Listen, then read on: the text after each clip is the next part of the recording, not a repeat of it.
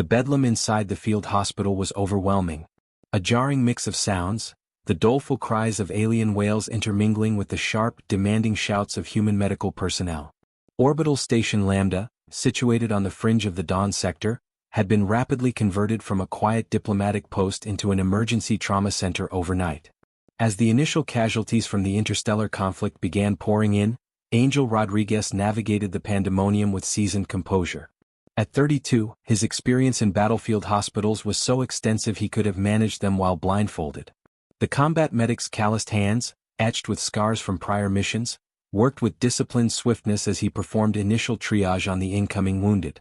His comrades had long ago dubbed him Free Blood, a nickname earned because he had donated to over half a dozen disparate species across 3 star systems. Rodriguez, over here now. The voice belonged to Dr. Martinez, the station's chief surgeon, her expression tight with intense focus as she hunched over a small form on the main operating slab. Angel hurried over, the metallic aroma of alien blood, a blend of copper and something akin to cinnamon, assaulting his senses. Lying on the table was a Valdari child, appearing no older than 8 by human standards. Her naturally pale green skin had faded to a deathly ash gray, and her large luminous yellow eyes stared blankly at the ceiling, glazed over with agony. Abdominal perforation, Martinez stated curtly. Looks like some kind of focused energy weapon. She sustained critical blood loss. The Valdari were a humanoid species distinguished by delicate features that humans often found breathtakingly beautiful. High, sculpted cheekbones, long, slender limbs, and those unmistakable golden eyes that seemed to possess an inner luminescence.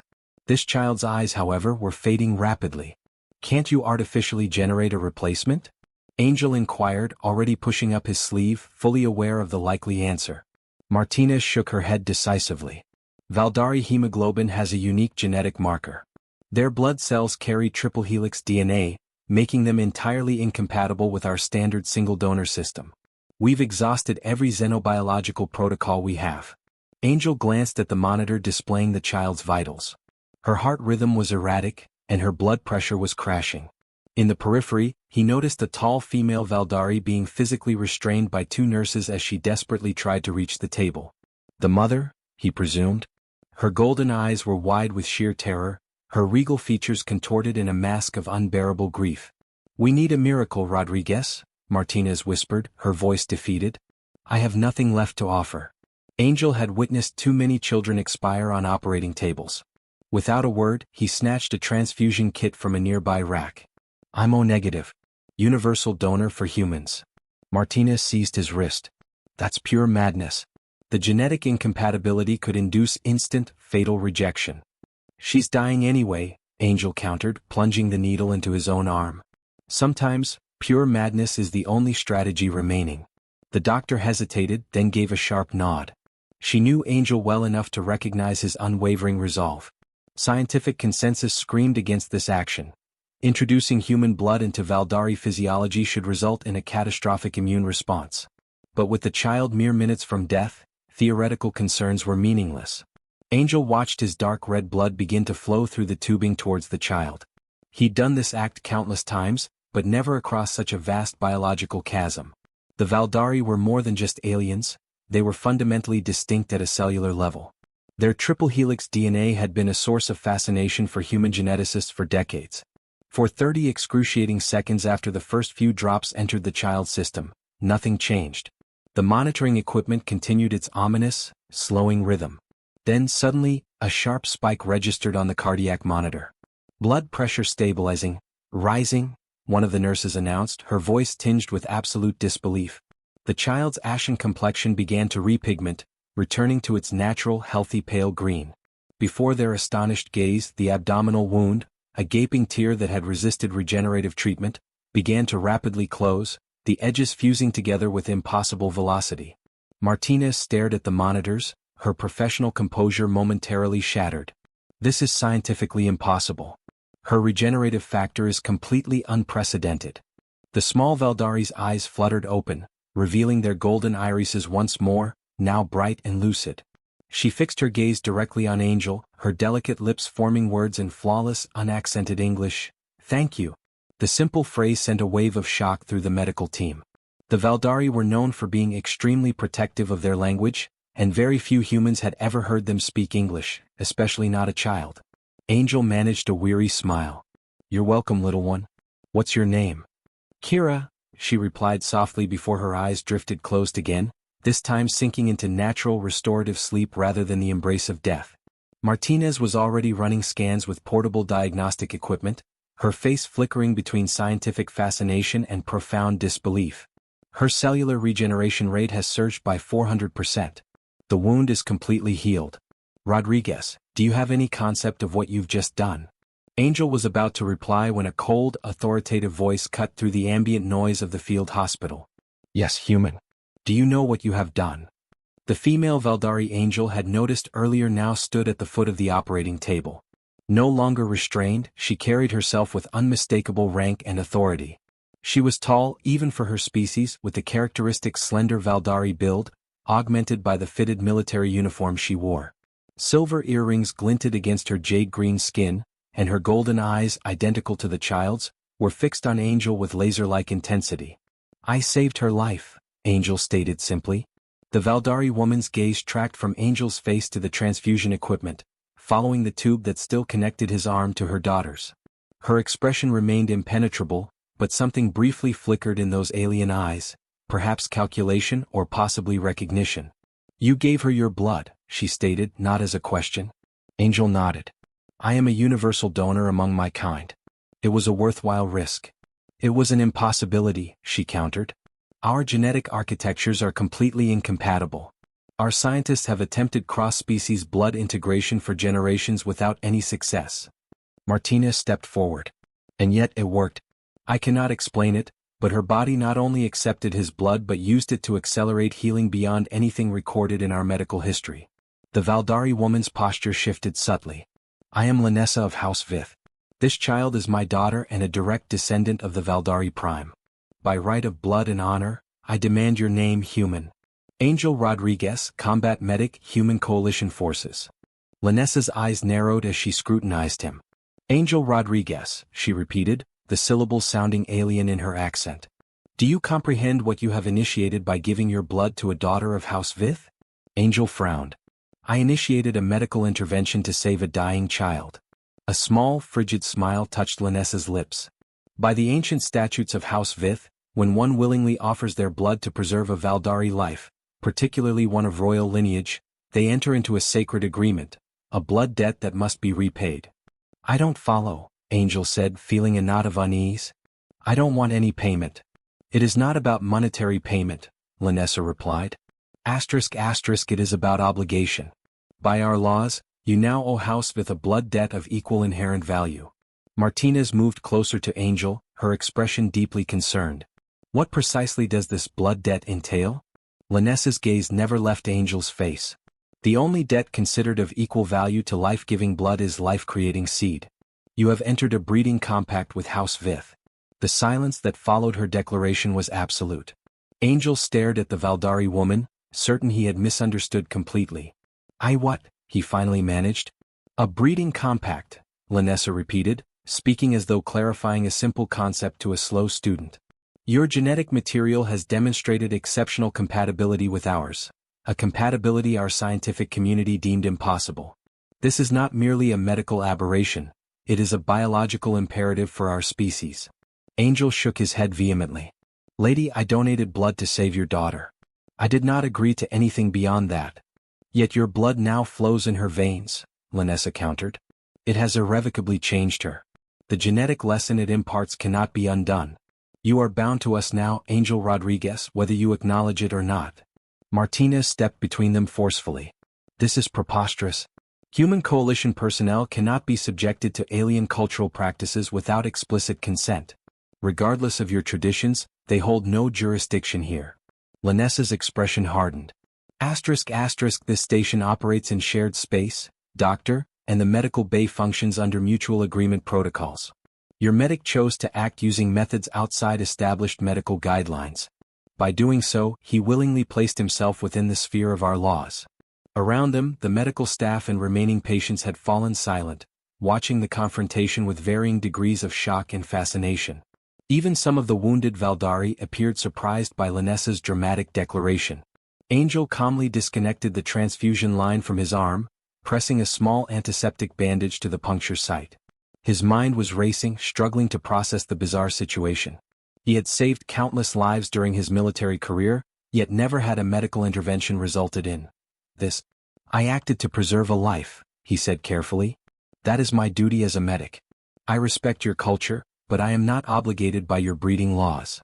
Lanessa's golden eyes seemed to glow with increased intensity. The genetic transformation now underway in my daughter suggests otherwise. Your blood has triggered a cellular reawakening our researchers have pursued for generations. This is no longer a matter of mere cultural obligation, but biological necessity. Martinez touched Angel's shoulder urgently. "We need to contact command. This is far beyond standard diplomatic protocol." Angel nodded, but his eyes remained fixed on Kira, who slept peacefully on the operating table. Her small chest rose and fell steadily, her skin now vibrant and healthy. Whatever complications had arisen, he could not bring himself to regret saving her life. "We will discuss this properly," he told Lanessa.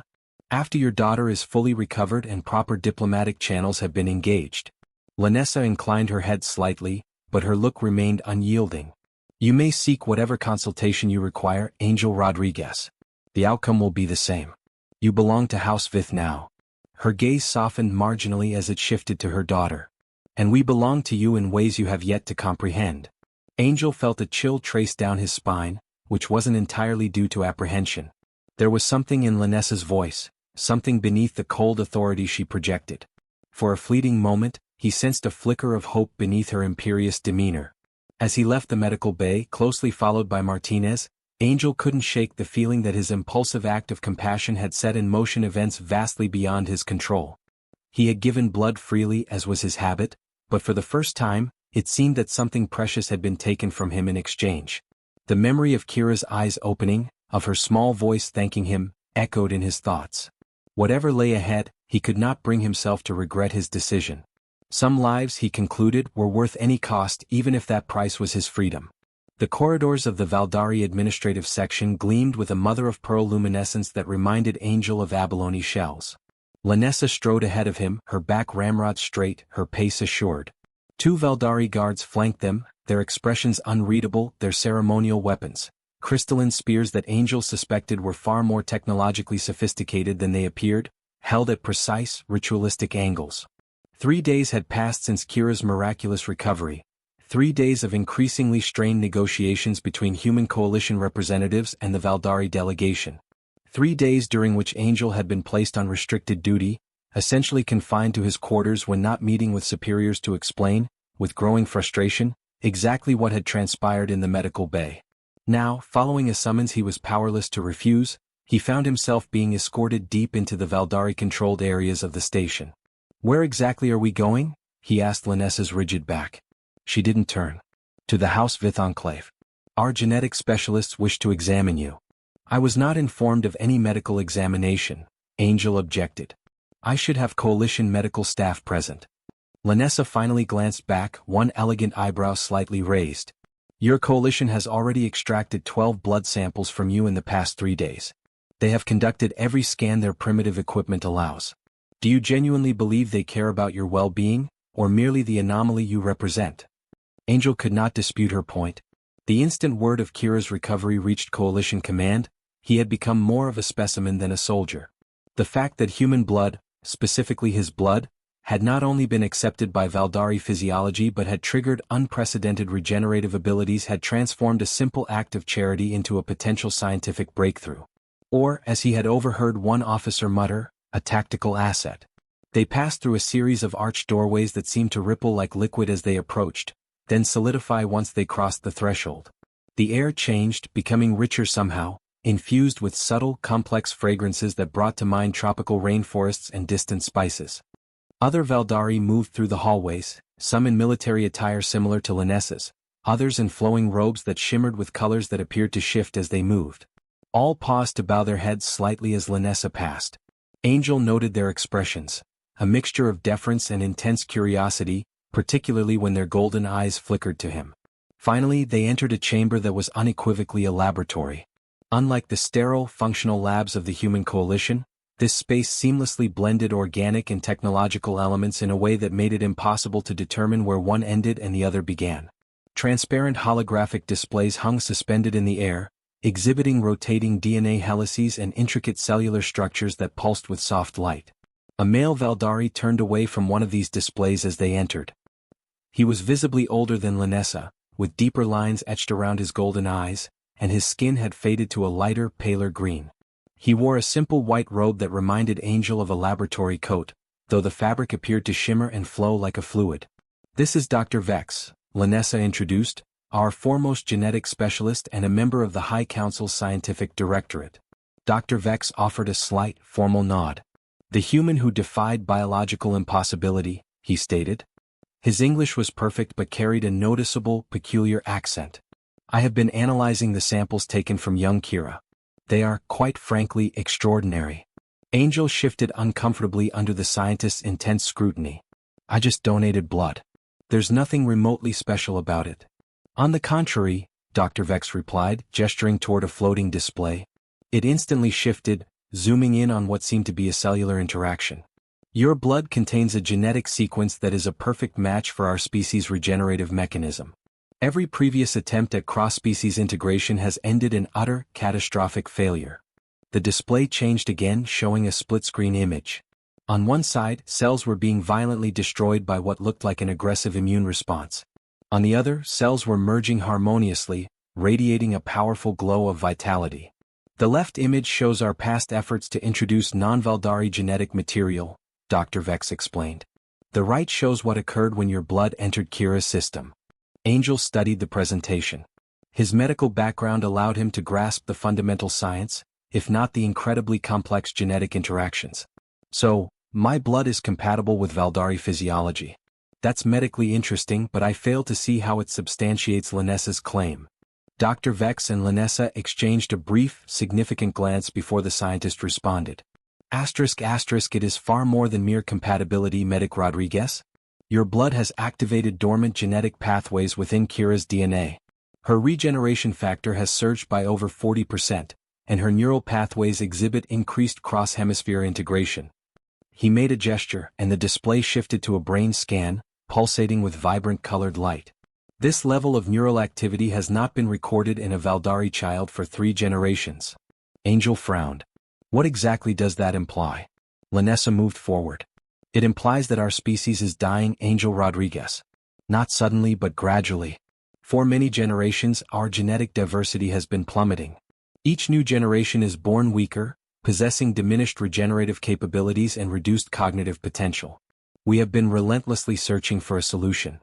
Genetic therapy, stringent selective breeding programs, even artificial DNA synthesis," Dr. Vex continued. "Nothing has successfully halted the decline, until now." Angel looked from one to the other as full comprehension began to dawn. "You're suggesting my blood somehow reversed this genetic decline in Kira?" "Not just reversed," Lanessa countered. It transformed her. The genetic markers we are now observing in her exceed even our historical species baseline." Angel ran a hand through his hair, struggling to absorb the immense implications. "So, you want my blood for research? Fine. Take whatever quantity you require. But the breeding compact is the only viable long-term strategy," Dr. Vex interjected. "Blood transfusions are temporary. The beneficial effects, while profound, will eventually dissipate. Only by integrating your genetic material more comprehensively can we guarantee these benefits are passed on to subsequent generations." Angel felt heat rise in his face. "There are alternative ways to combine genetic material, in vitro fertilization for example." "We have explored every possibility," Lanessa said, her voice cool but devoid of malice. "Our scientists are certain that the full spectrum of beneficial genetic transfer can only be achieved through natural reproduction. There is an element in the combination of biological processes that cannot be artificially replicated." Angel turned away, beginning to pace the laboratory floor. The ramifications were astronomical, not just for him personally, but for human-Valdari relations, for his military career, and for the fragile peace between their civilizations. "I require time to contemplate this," he said finally, "and to consult with my superiors." Lanessa gave a curt nod. "That is reasonable. However, understand that time is a luxury my people do not possess. The genetic decline accelerates with every cycle. If we do not act swiftly, the damage will become irreversible. As Angel turned to leave, he noticed a small figure in the doorway. Kira stood watching, her golden eyes wide and brimming with curiosity. She looked completely recovered, her green skin radiating health. "Hello, Angel," she said softly. Despite his inner turmoil, Angel couldn't help but smile. "Hello, Kira. You look much, much better." She approached him without hesitation, studying his face intently. "Your blood sings inside me," she said simply. "I can feel it." The statement sent an unexpected shiver down Angel's spine. Before he could formulate a response, Lanessa stepped forward, placing a protective hand on her daughter's shoulder. "Kira should be resting," she said, though her tone had perceptibly softened. Kira looked up at her mother. "I wanted to see him again, to thank him properly." Lanessa's expression softened further. "You may thank him later, little one. Now go with Na." She nodded toward a female attendant who had appeared in the doorway. Kira obediently moved toward the attendant but paused to look back at Angel. "Will you stay with us?" she asked, the question disarmingly direct. Angel felt a tightness in his chest. "I don't know yet, Kira." She nodded as if this was a perfectly satisfactory answer, then left with her attendant. Angel watched her go, struck by the child's unusual composure and the strange connection he felt toward her, something deeper than the simple satisfaction of having saved a life. When he turned back, he found Lanessa watching him with an unreadable expression. "Your daughter speaks English remarkably well," he commented. A mere ghost of a smile touched Lanessa's lips. "Kira has always possessed an exceptional talent for languages, even before your intervention." Angel nodded, then asked the question that had been pressing on his mind since their first encounter. "Is this truly about genetics? Or is it politics, a method to establish a diplomatic bind between our species?" Lanessa's expression instantly hardened. "Do not mistake me for a politician, Angel Rodriguez. I am a warrior and a mother. My sole concern is for my daughter and the future of my house. If any other path existed to ensure our survival, I would pursue it immediately." For the first time, Angel sensed raw emotion beneath her controlled exterior, a flash of vulnerability that was instantly masked. "I will give you my final answer soon," he promised. As he left the laboratory, escorted by the same guards, Angel couldn't shake the feeling that he had witnessed something few humans ever saw, the true face of Valdari desperation beneath their typical facade of superiority and self-sufficiency. It humanized them in a way that years of formal diplomatic relations had utterly failed to do. And that, perhaps, was the most unsettling realization of all. Absolutely not. Colonel Hayes slammed his fist onto the conference table, his weathered face turning crimson with fury. "This is nothing less than alien coercion, and I will not permit one of my soldiers to be subjected to it." Angel sat quietly as the argument raged around him. The emergency meeting had been convened in the Human Coalition's secure briefing room, with only the highest-ranking officials present. Colonel Hayes, the military commander of the station's human contingent, was confronting Ambassador Cole across the table. The diplomat's expression remained carefully neutral despite the colonel's outburst. "The situation is extremely delicate, Colonel," Ambassador Cole replied, his voice measured. "The Valdari High Council has invoked ancient legal precedents which, while foreign to us, are legally binding within their cultural framework." "Cultural framework be damned," Hayes retorted. "Rodriguez is a coalition soldier, not a breeding stud for alien genetic experiments." Angel winced at the crude characterization but kept his silence. For 3 hours they had been debating his future as though he were an absent object, arguing the political, military and scientific implications of the Valdari proposal. Ambassador Cole steepled his fingers. "The scientific evidence is compelling. Rodriguez's blood has shown unprecedented compatibility with Valdari physiology. This could signify a major breakthrough in interspecies medicine." "Then take his blood," Hayes countered. "Run whatever tests you require. But this breeding compact is a line we absolutely will not cross." The ambassador sighed. "The Valdari are adamant that blood transfusions alone will not achieve the comprehensive genetic integration they require. And frankly, if their genetic decline is as critical as they claim, we are facing the potential extinction of a major galactic civilization within a few generations." "That is their problem, not ours," Hayes said dismissively. Angel finally broke his silence. "With respect, sir, I disagree." All eyes turned to him. Hayes frowned. "Explain yourself, medic." Angel straightened in his chair. "The extinction of any sentient species should be a matter of grave concern to all of us, sir. If my genetic material can potentially prevent that, do I not have a moral obligation to at least consider it? Hayes leaned forward. Your primary obligation is to the human coalition, Rodriguez, not to alien reproductive schemes. The Valdari are our allies, Angel pointed out. Unstable allies, perhaps, but allies nonetheless. Their extinction would dangerously destabilize this entire sector. Ambassador Cole nodded approvingly. Precisely my concern.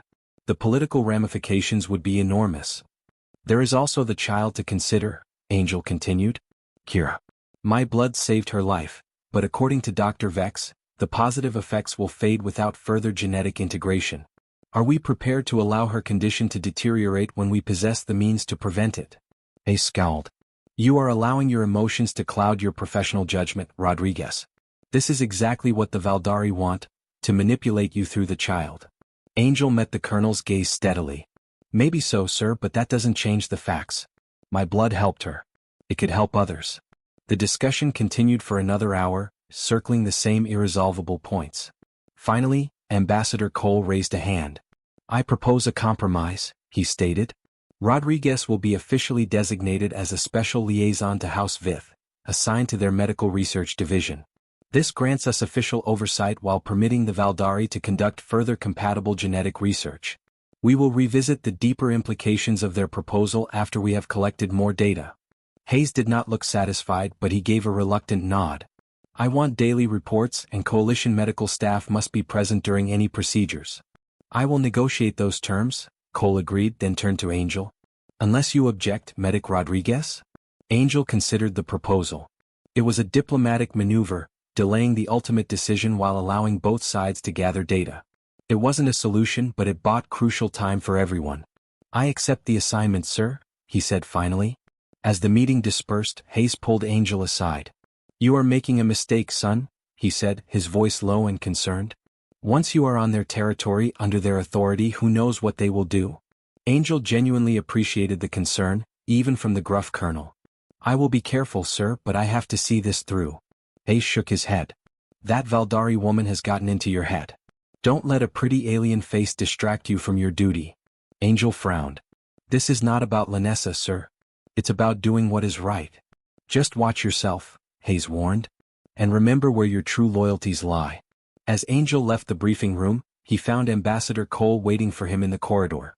That was exceptionally well handled, the diplomat said. Both Hayes and I genuinely expected you to reject the assignment outright. Angel shrugged. I am still considering all options, sir. But I cannot ignore the potential benefits of this cooperation. Cole studied him thoughtfully. Off the record, Rodriguez, I believe there is something the Valdari are withholding from us about this situation. Their insistence on natural reproduction seems excessive, given their technological sophistication. You suspect they have ulterior motives? The ambassador smiled thinly. Everyone has ulterior motives. The key is figuring out what they are before you become too deeply involved. He clapped Angel on the shoulder. Good luck, medic. You are now venturing into uncharted diplomatic territory. Angel returned to his quarters to find new orders already loaded onto his personal terminal. Effective immediately, he was reassigned as interspecies medical liaison to House Vith, with his housing relocated to the Valdari section of the station. As he packed his meager belongings, Angel couldn't help but wonder if he was making the single biggest mistake of his life. The rational part of his mind screamed warnings about alien manipulation and cultural traps. Yet, something deeper, something he could not quite articulate, pulled him toward this strange destiny. The image of Kira's face, transformed from the brink of death to vibrant health, haunted him. The memory of Lanessa's golden eyes, filled with a complex mixture of imperial authority and desperate hope, lingered in his thoughts. There was more to the situation than mere politics or science, more than duty or obligation. Something profound was occurring, a biological impossibility that had become a tangible reality through a simple act of compassion. Whatever awaited him in the House Vith enclave, Angel knew he had crossed a threshold from which there was no return to his former life. The only remaining question was whether the path ahead led to a major breakthrough or a total disaster.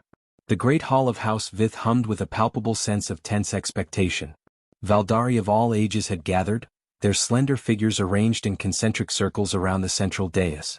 The lighting, a bioluminescent blue that reminded Angel of deep-sea creatures, cast ethereal shadows across their jade-green faces. All eyes, hundreds of pairs of golden irises, were fixed on the proceedings with unwavering attention. Angel stood directly before the High Council, feeling acutely out of place in his human coalition uniform. Though he had been living in the Valdari enclave for nearly 2 weeks, he had never before been summoned to a formal council session. The message had arrived without explanation, providing only a time and location. On the raised platform before him sat the 7 members of the House Vith Council of Elders. Lanessa stood to one side. Her formal military attire had been replaced by ceremonial robes of silver and deep green that accentuated her regal composure. She had not spoken to him since his arrival, though he had frequently seen her in the research facility, observing his interactions with the medical team from a distance. At the center of the council sat Elder Thine, his ancient face deeply lined, his once vibrant skin faded to a pale mint. Despite his apparent age, his golden eyes remained sharp and penetrating as they carefully assessed Angel. Angel Rodriguez of Earth, Elder Thine began, his voice surprisingly strong. You stand before the Council of House Vith as both an honored guest and a potential savior. The formal address sent a ripple of murmurs through the assembled Valdari. For 14 cycles, you have submitted to our examinations, shared your blood, and cooperated fully with our research, the elder continued. The results have unequivocally confirmed our initial findings.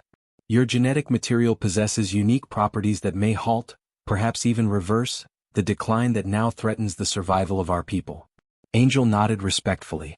I am pleased to have been of assistance. Assistance? Elder Thine repeated, a hint of sharpness entering his tone. Is that truly how you view your role among us? A temporary aid. Angel chose his words carefully, acutely aware of the cultural and diplomatic minefield he was traversing. I view my role as a bridge between our two peoples. Whatever help my unusual genetics can provide, I am willing to offer, within reasonable limits. Elder Thine noted this, his golden eyes narrowing. You have yet to formally accept the breeding compact proposed by Matriarch Lanessa. All eyes in the hall shifted briefly to Lanessa, whose expression remained impassive.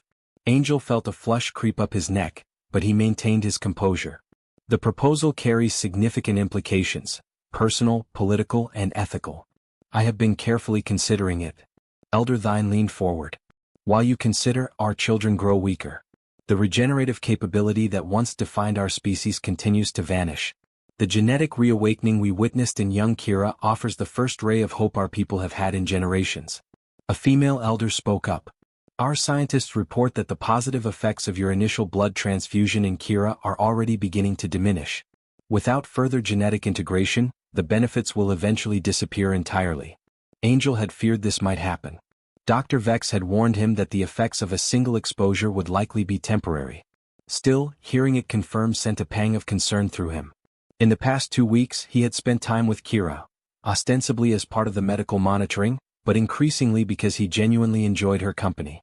The thought of her returning to a diminished state troubled him deeply. What precisely is your final demand of me? Angel questioned, though he knew the answer.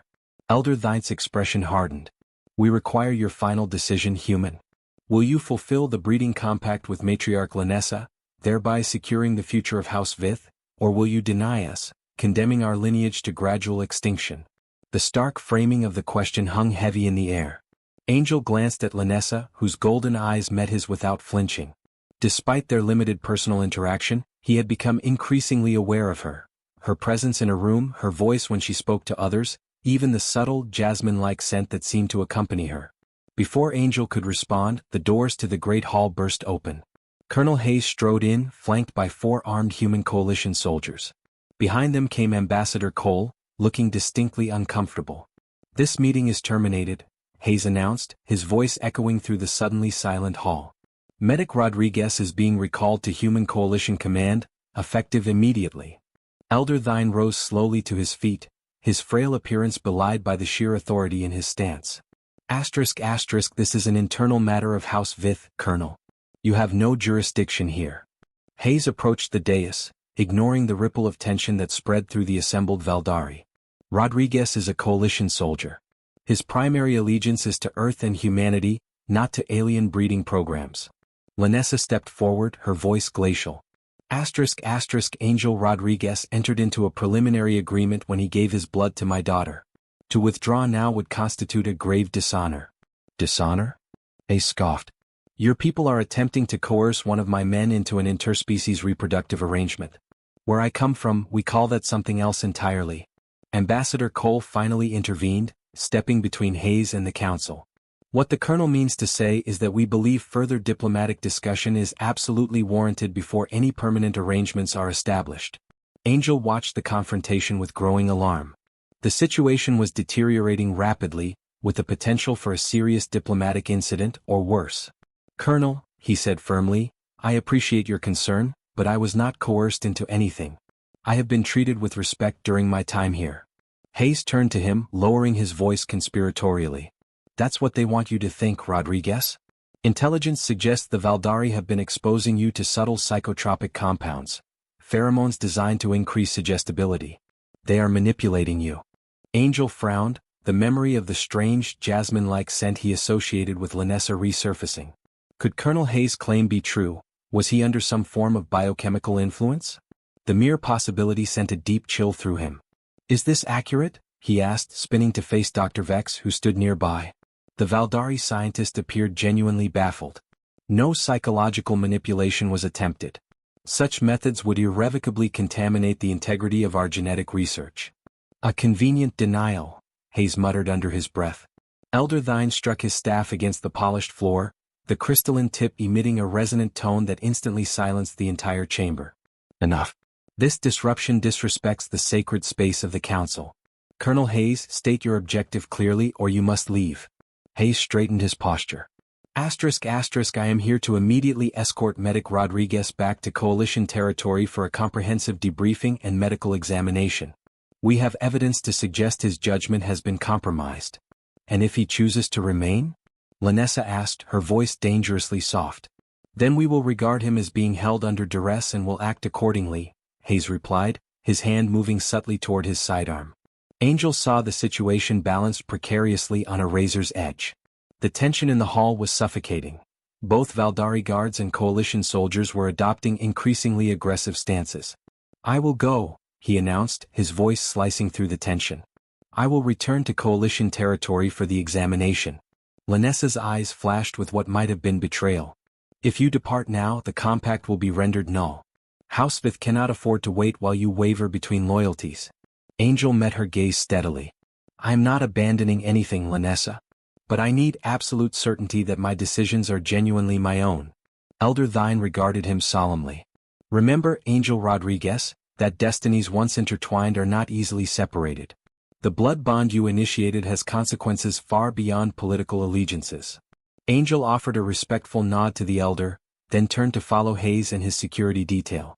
As they reached the doorway, a small figure darted out from behind a support column.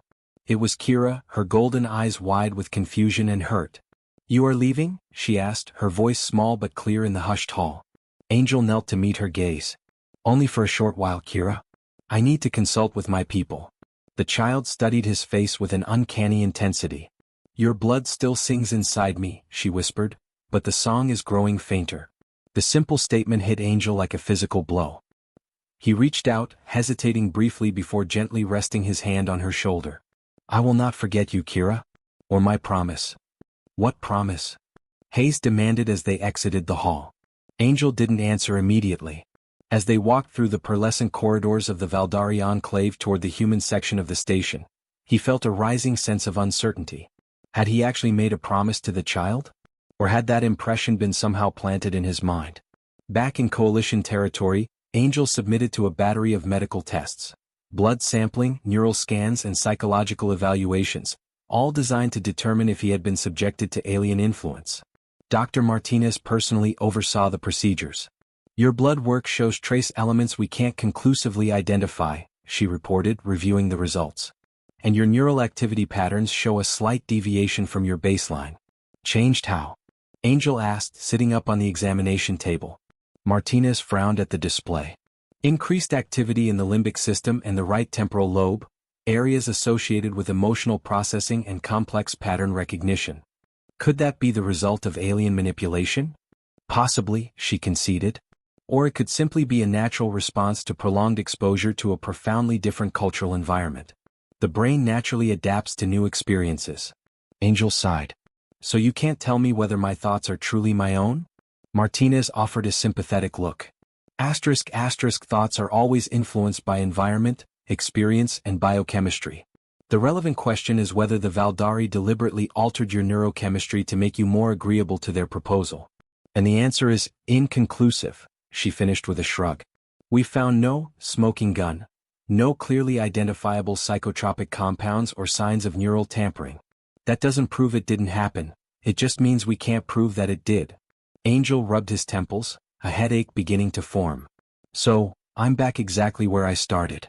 Martinez hesitated, then said, not quite. We've been reviewing the Valdari genetic data they shared. If they are being truthful about their genetic decline, they are facing a genuine existential crisis. Within 4 or 5 generations, they could lose the regenerative capabilities that define their entire species. And my blood somehow reverses that decline? Your blood contains a unique configuration of stem cell markers that appears to powerfully activate dormant genetic pathways in Valdari physiology, Martinez explained. It's not just compatibility. It's as though you hold a key to a door they thought was permanently locked. Angel considered this deeply. So they need me. They need what you carry in your DNA, Martinez corrected. But their insistence on natural reproduction remains puzzling. Given their level of genetic technology, artificial methods should be equally effective. Angel recalled Dr. Vek's explanation. They claim the full spectrum of beneficial genetic transfer can only be achieved through natural reproduction. Something about the combination of biological processes that can't be replicated artificially. Martinez looked skeptical. That sounds more like religious belief than hard science to me. Perhaps for the Valdari the line between the two isn't so clear, Angel suggested. Before Martinez could respond, the examination room door slid open. Ambassador Cole entered, his expression grave. We have a serious situation, he announced without preamble. The Valdari High Council has convened an emergency session. They are threatening to terminate the alliance treaty unless Rodriguez is returned to complete the breeding compact. Angel stared at him in disbelief. They would risk an interstellar war over this? Cole shook his head. It's far more complex. Apparently, news of your compatibility has spread rapidly through Valdari society. It is now being interpreted as a prophesied event, something from their ancient religious texts concerning the blood that awakens.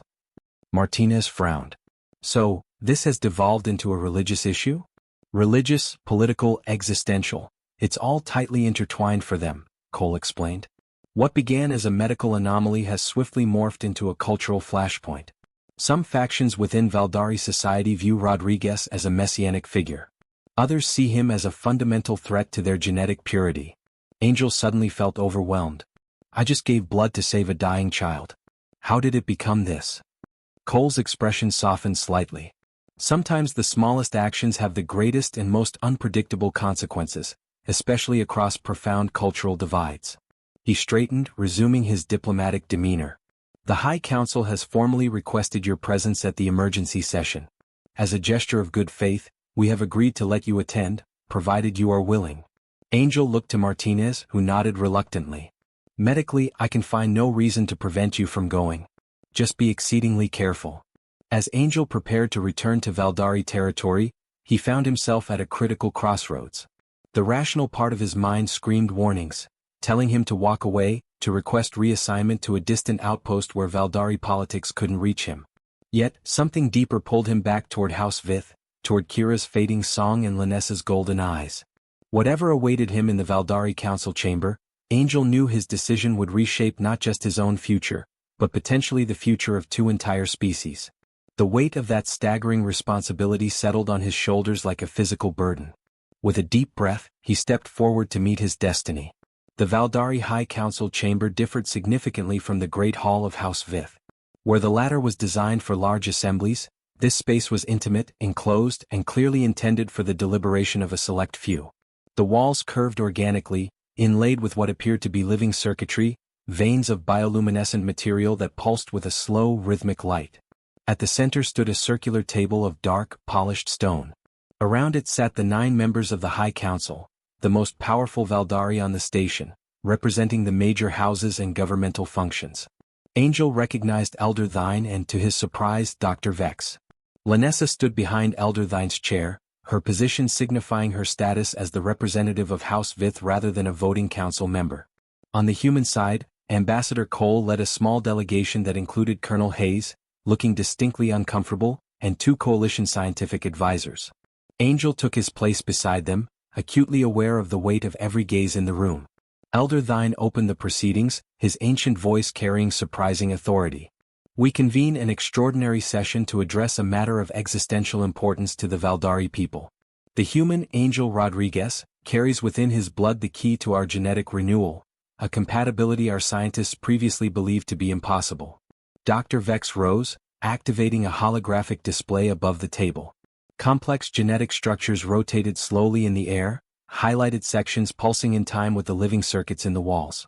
For 3 generations, our people have experienced accelerating genetic degradation, he explained. Each new cohort of children shows diminished regenerative capacity, reduced neural integration, and a weakened immune response. At current rates of decline, within 5 generations, the defining characteristics of our species will be permanently lost. The display shifted to show comparative genetic samples labeled as historical baseline, current average, and projected future generations.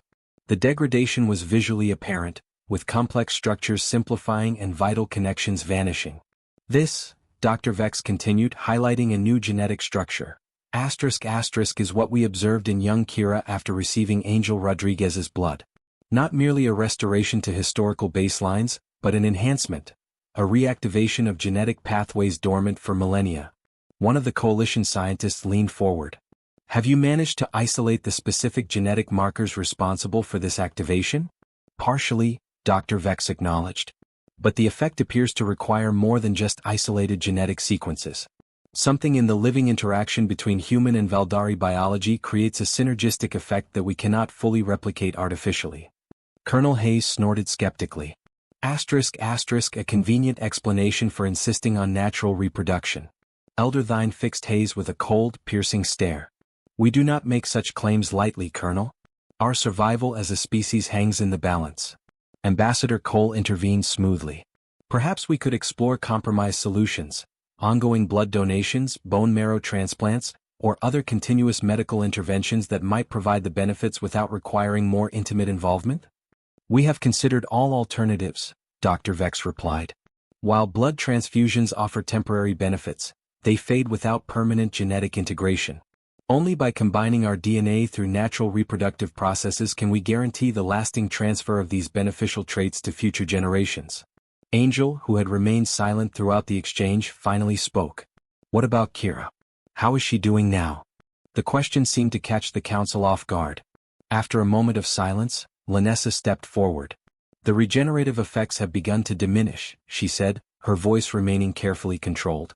She retains more strength than before your intervention, but we are observing a gradual return to her previous biological baseline. Angel felt a sharp pang of concern. And if that decline continues, she will ultimately lose the enhancements? Dr. Vex confirmed, yes. Though having experienced them once, the psychological impact of their loss may be considerable. The implication was chillingly clear. Having tasted a level of health and vitality beyond her previous experience, Kira would now have to helplessly witness those abilities fade away, a cruel fate for a child. Ambassador Cole cleared his throat. While we deeply sympathize with your predicament, we cannot legally compel a coalition citizen to enter into a reproductive agreement against his express will. Such an arrangement would fundamentally violate our core principles of individual autonomy. Yet, you would deny an entire species the chance for survival? Elder Thine challenged, his voice rising. Is the autonomy of one individual truly worth the extinction of many? The question hung heavy in the air, its moral weight palpable. Angel found himself fiercely torn between 2 opposing principles: personal freedom versus collective necessity, individual choice versus species survival.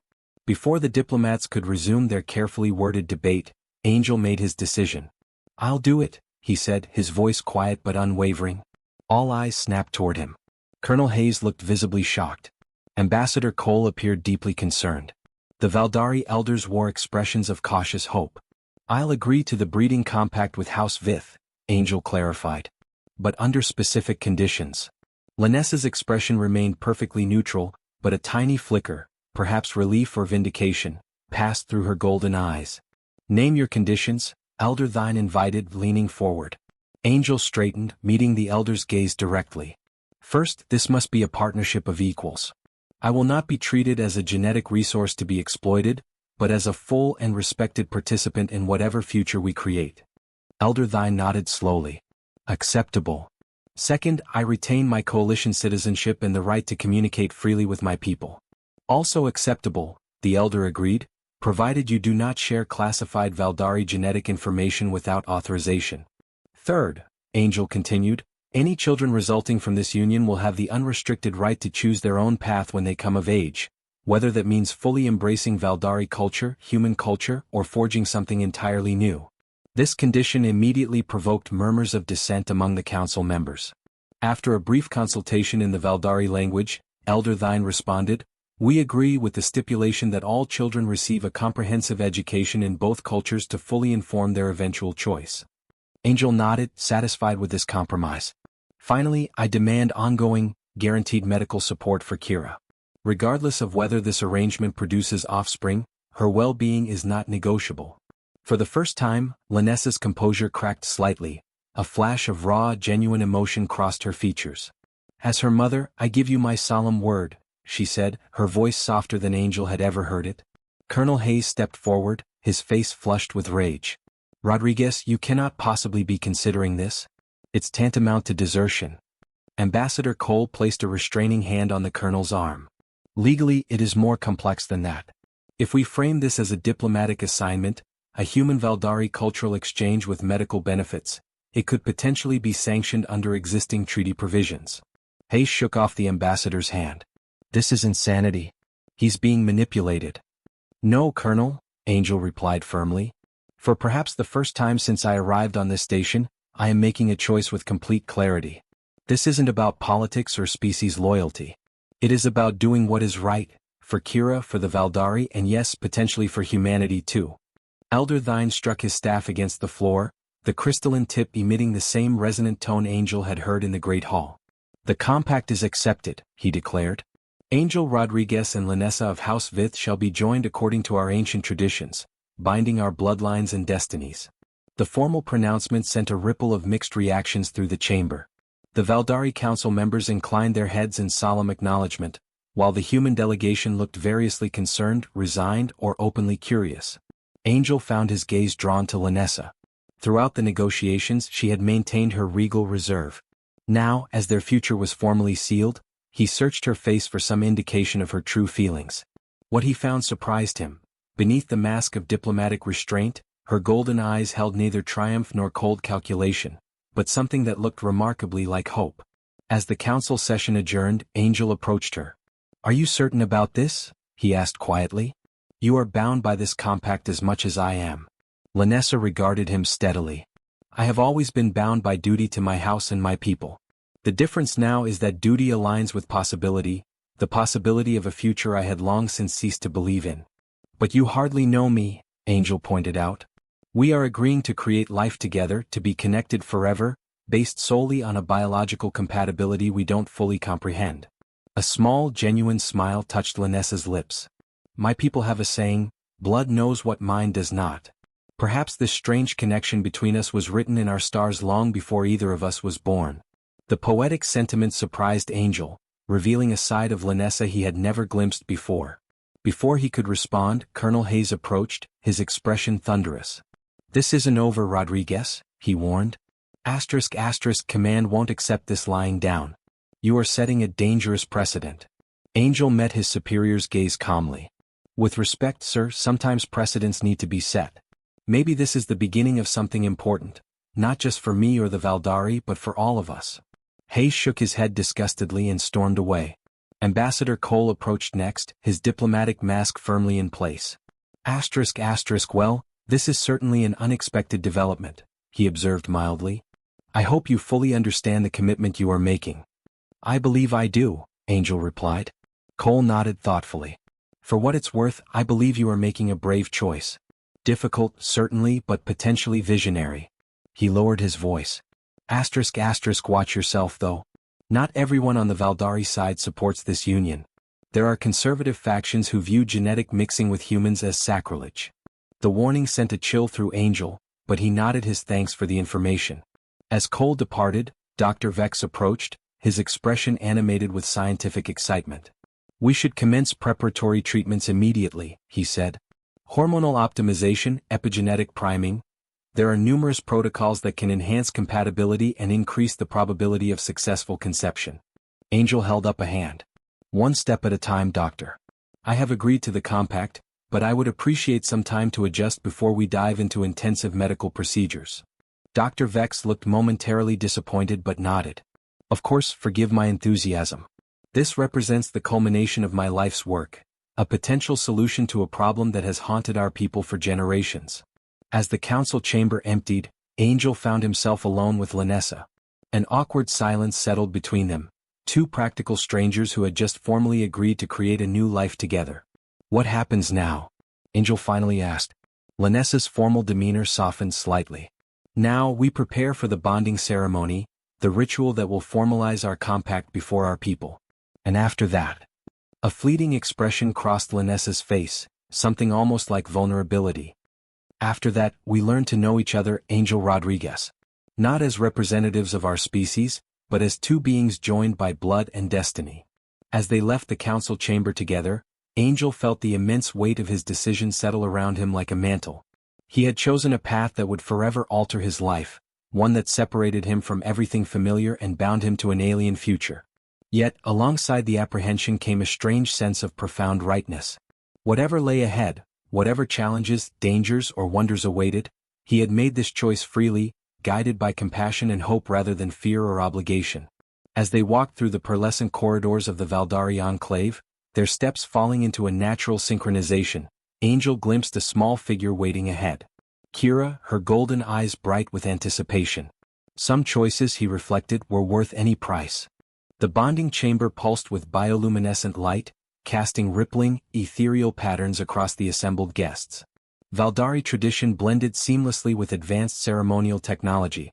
Ancient symbols were projected by modern means, and ritual chants were amplified by subtle acoustics that made them seem to emanate from the very walls. Angel stood at the center of the chamber, clad in ceremonial robes that merged Valdari design with elements of human military formal wear, a hybrid garment created specifically for this unprecedented occasion. The fabric seemed to respond to his body temperature, automatically adjusting its texture and fit as he moved. Across from him stood Lanessa, transformed by her ceremonial attire. Gone was the severe military uniform, replaced by flowing robes of deepest green and silver that accentuated her tall, slender form. Her jade skin seemed to glow in the chamber's ethereal light, and her golden eyes held Angel's with unwavering intensity. Elder Thine presided over the ceremony, his ancient voice carrying through the chamber as he recited the traditional bonding litany, first in the Valdari language, then repeated in English for Angel's benefit. "Blood calls to blood across the void of stars," the elder intoned. "Life recognizes life beyond the boundaries of form. What science divides, nature unites. What history separates, destiny rejoins." As he spoke, attendants moved forward, carrying crystalline vessels containing a luminescent liquid. One vessel held a sample of Angel's blood, glowing deep red. The other contained Lanessa's, shimmering with an opalescent green hue. "Through this union," Elder Thine continued, "two bloodlines become one. Two futures intertwine. Two destinies merge into a shared path that neither could walk alone." The attendants poured the blood samples into a central basin where they swirled together, creating patterns of red and green that gradually blended into a single, shimmering purple. The combined fluid began to emit a soft, rhythmic pulsing light that matched the cadence of the chamber's bioluminescence. "Angel Rodriguez of Earth, do you freely enter this compact, binding your blood and lineage to House Vith for all generations to come?" Angel took a deep breath. From the corner of his eye, he could see the small human delegation, Ambassador Cole, Dr. Martinez, and a few others who had supported his decision. Colonel Hayes was conspicuously absent. "I do," Angel replied, his voice steady. Elder Thine turned to Lanessa. "Lanessa of House Vith, do you freely accept this compact, binding your blood and lineage to this son of Earth for all generations to come?" Lanessa's golden eyes never left Angel's. "I do," she answered, her voice carrying a deep resonance that seemed to vibrate through the chamber. "Then, by the authority of the High Council and the ancient laws of our people, I declare this compact sealed," Elder Thine proclaimed. "What blood has joined, let no power divide. At this pronouncement, the blended blood in the basin began to glow more intensely. Elder Thine dipped his fingers into the mixture, then pressed them first to Angel's forehead, then to Lanessa's, leaving a small purple mark on each. The final seal of the compact requires the joining of minds, the elder explained to Angel. A brief telepathic connection that will bind your consciousness to Lanessa's. This critical aspect of the ceremony hadn't been explained to Angel beforehand. He glanced at Ambassador Cole, who looked equally surprised. Is this safe? Angel asked quietly. The elder smiled, the first genuine smile Angel had seen from the ancient Valdari. For most humans, such a connection would be impossible. But your blood has already demonstrated unusual compatibility with our biology. The mental bond should form naturally. Angel hesitated, then nodded his consent. Lanessa stepped closer, raising her slender hands to gently touch the sides of his face. Her fingers were cool against his skin, sending a strange tingling sensation through his nerve endings. Open your mind to me, she whispered. Do not resist what comes. Angel closed his eyes, trying to completely relax his thoughts. For several seconds nothing happened. Then gradually he became aware of a presence, a deep consciousness gently brushing against his own, like fingers tentatively touching through a thin, fragile veil. The sensation intensified, transforming into a torrent of impressions rather than distinct, coherent thoughts. Emotions washed over him, fierce determination, profound hope, deep-seated fear, and beneath all these an intense, ferocious protectiveness he instantly recognized as Lanessa's love for her daughter. Images flickered through his mind, Kira as a tiny infant, Lanessa standing before the High Council, fiercely defending her house's honor, the agonizing moment when she had seen her child wounded and believed she was lost. Interspersed with these came memories Angel recognized as his own, his terrifying first battlefield experience, the immense satisfaction of successfully saving his first patient, the pivotal moment he decided to dedicate his life to medicine instead of combat. The memories flowed freely between them, weaving a shared tapestry of experience that completely transcended mere words. Then, unexpectedly, an even deeper connection formed. Angel glimpsed something beyond individual memories, a sense of Lanessa's very essence, the core of who she was beneath her title, rank, and carefully maintained composure. He felt her unyielding strength, her total dedication to her people, and most surprisingly, a deep capacity for love that she had kept meticulously guarded. In return, he sensed her presence exploring his own mind, her thoughts filled with curiosity and growing wonder. He sensed her surprise at the depth of his compassion, her respect for his quiet courage, and her cautious hope for what their union might ultimately achieve. The profound connection lasted only a few moments. Yet, when Lanessa finally lowered her hands and stepped back, Angel felt fundamentally transformed. He had glimpsed something few humans ever experienced, the inner world of an alien consciousness, not as a theoretical concept, but as a deeply lived experience. The compact is now complete, Elder Thine announced. Angel Rodriguez and Lanessa are now joined by blood, by law, and by mind. The assembled Valdari raised their hands in a gesture of solemn acknowledgement. On the human side, the reaction was more subdued, curious glances, hushed conversations, and from Ambassador Cole, a diplomatic nod of firm approval. As the formal ceremony concluded, guests approached to offer congratulations. Dr. Vex could barely contain his scientific excitement, already discussing immediate medical protocols and genetic monitoring. Ambassador Cole offered diplomatic platitudes that nonetheless conveyed genuine good wishes. Kira approached last, her small hands slipping into Angel's with natural ease. "Are you my father now?" she asked directly, her golden eyes serious. The question caught Angel off guard. He glanced at Lanessa, who nodded slightly, indicating he should answer honestly. "Not by blood lineage," Angel replied gently, "but by choice and commitment. Yes, I suppose I am." Kira considered this, then nodded with the gravity of a child processing complex information. "Good. I have felt you in my blood ever since you saved me. Now you will be in our family forever." The simple statement, delivered with absolute certainty, touched Angel deeply. Whatever political and scientific complexities surrounded this union, Kira's perspective cut through to the essential truth. They were now, in some fundamental way, family. As the ceremony transitioned into a more informal gathering, Angel was approached by one of the coalition scientists who had witnessed the proceedings. "That telepathic connection," the scientist said without preamble. "Did you genuinely experience it, or was it purely symbolic?" Angel paused, considering how to explain something that defied easy description. "It was real," he said finally. I sensed her thoughts, memories, and emotions, not in words but in powerful impressions. The scientist looked utterly fascinated. The implications are colossal. If human and Valdari neural patterns can achieve temporary synchronization, it suggests fundamental similarities in consciousness despite our vast biological differences. It was more than scientific, Angel countered. It was intimate, personal. He struggled to find words that could convey the experience without trivializing it. The scientist nodded eagerly. Of course. But the neurological implications alone could revolutionize our understanding of xenobiology. Would you be willing to undergo neural scanning to document the changes? Before Angel could respond, Lanessa appeared at his side. My bondmate will be available for your scientific inquiries at a later time, she said, her tone polite but firm. Today is reserved for ceremony, not experimentation. The scientist retreated, looking slightly abashed. Angel gave Lanessa a grateful glance. Thank you. I'm not sure I could handle being a lab specimen right now. A hint of amusement touched Lanessa's lips. You will need to become accustomed to scientific interest. What has happened between us is unprecedented. It will attract attention from both our peoples.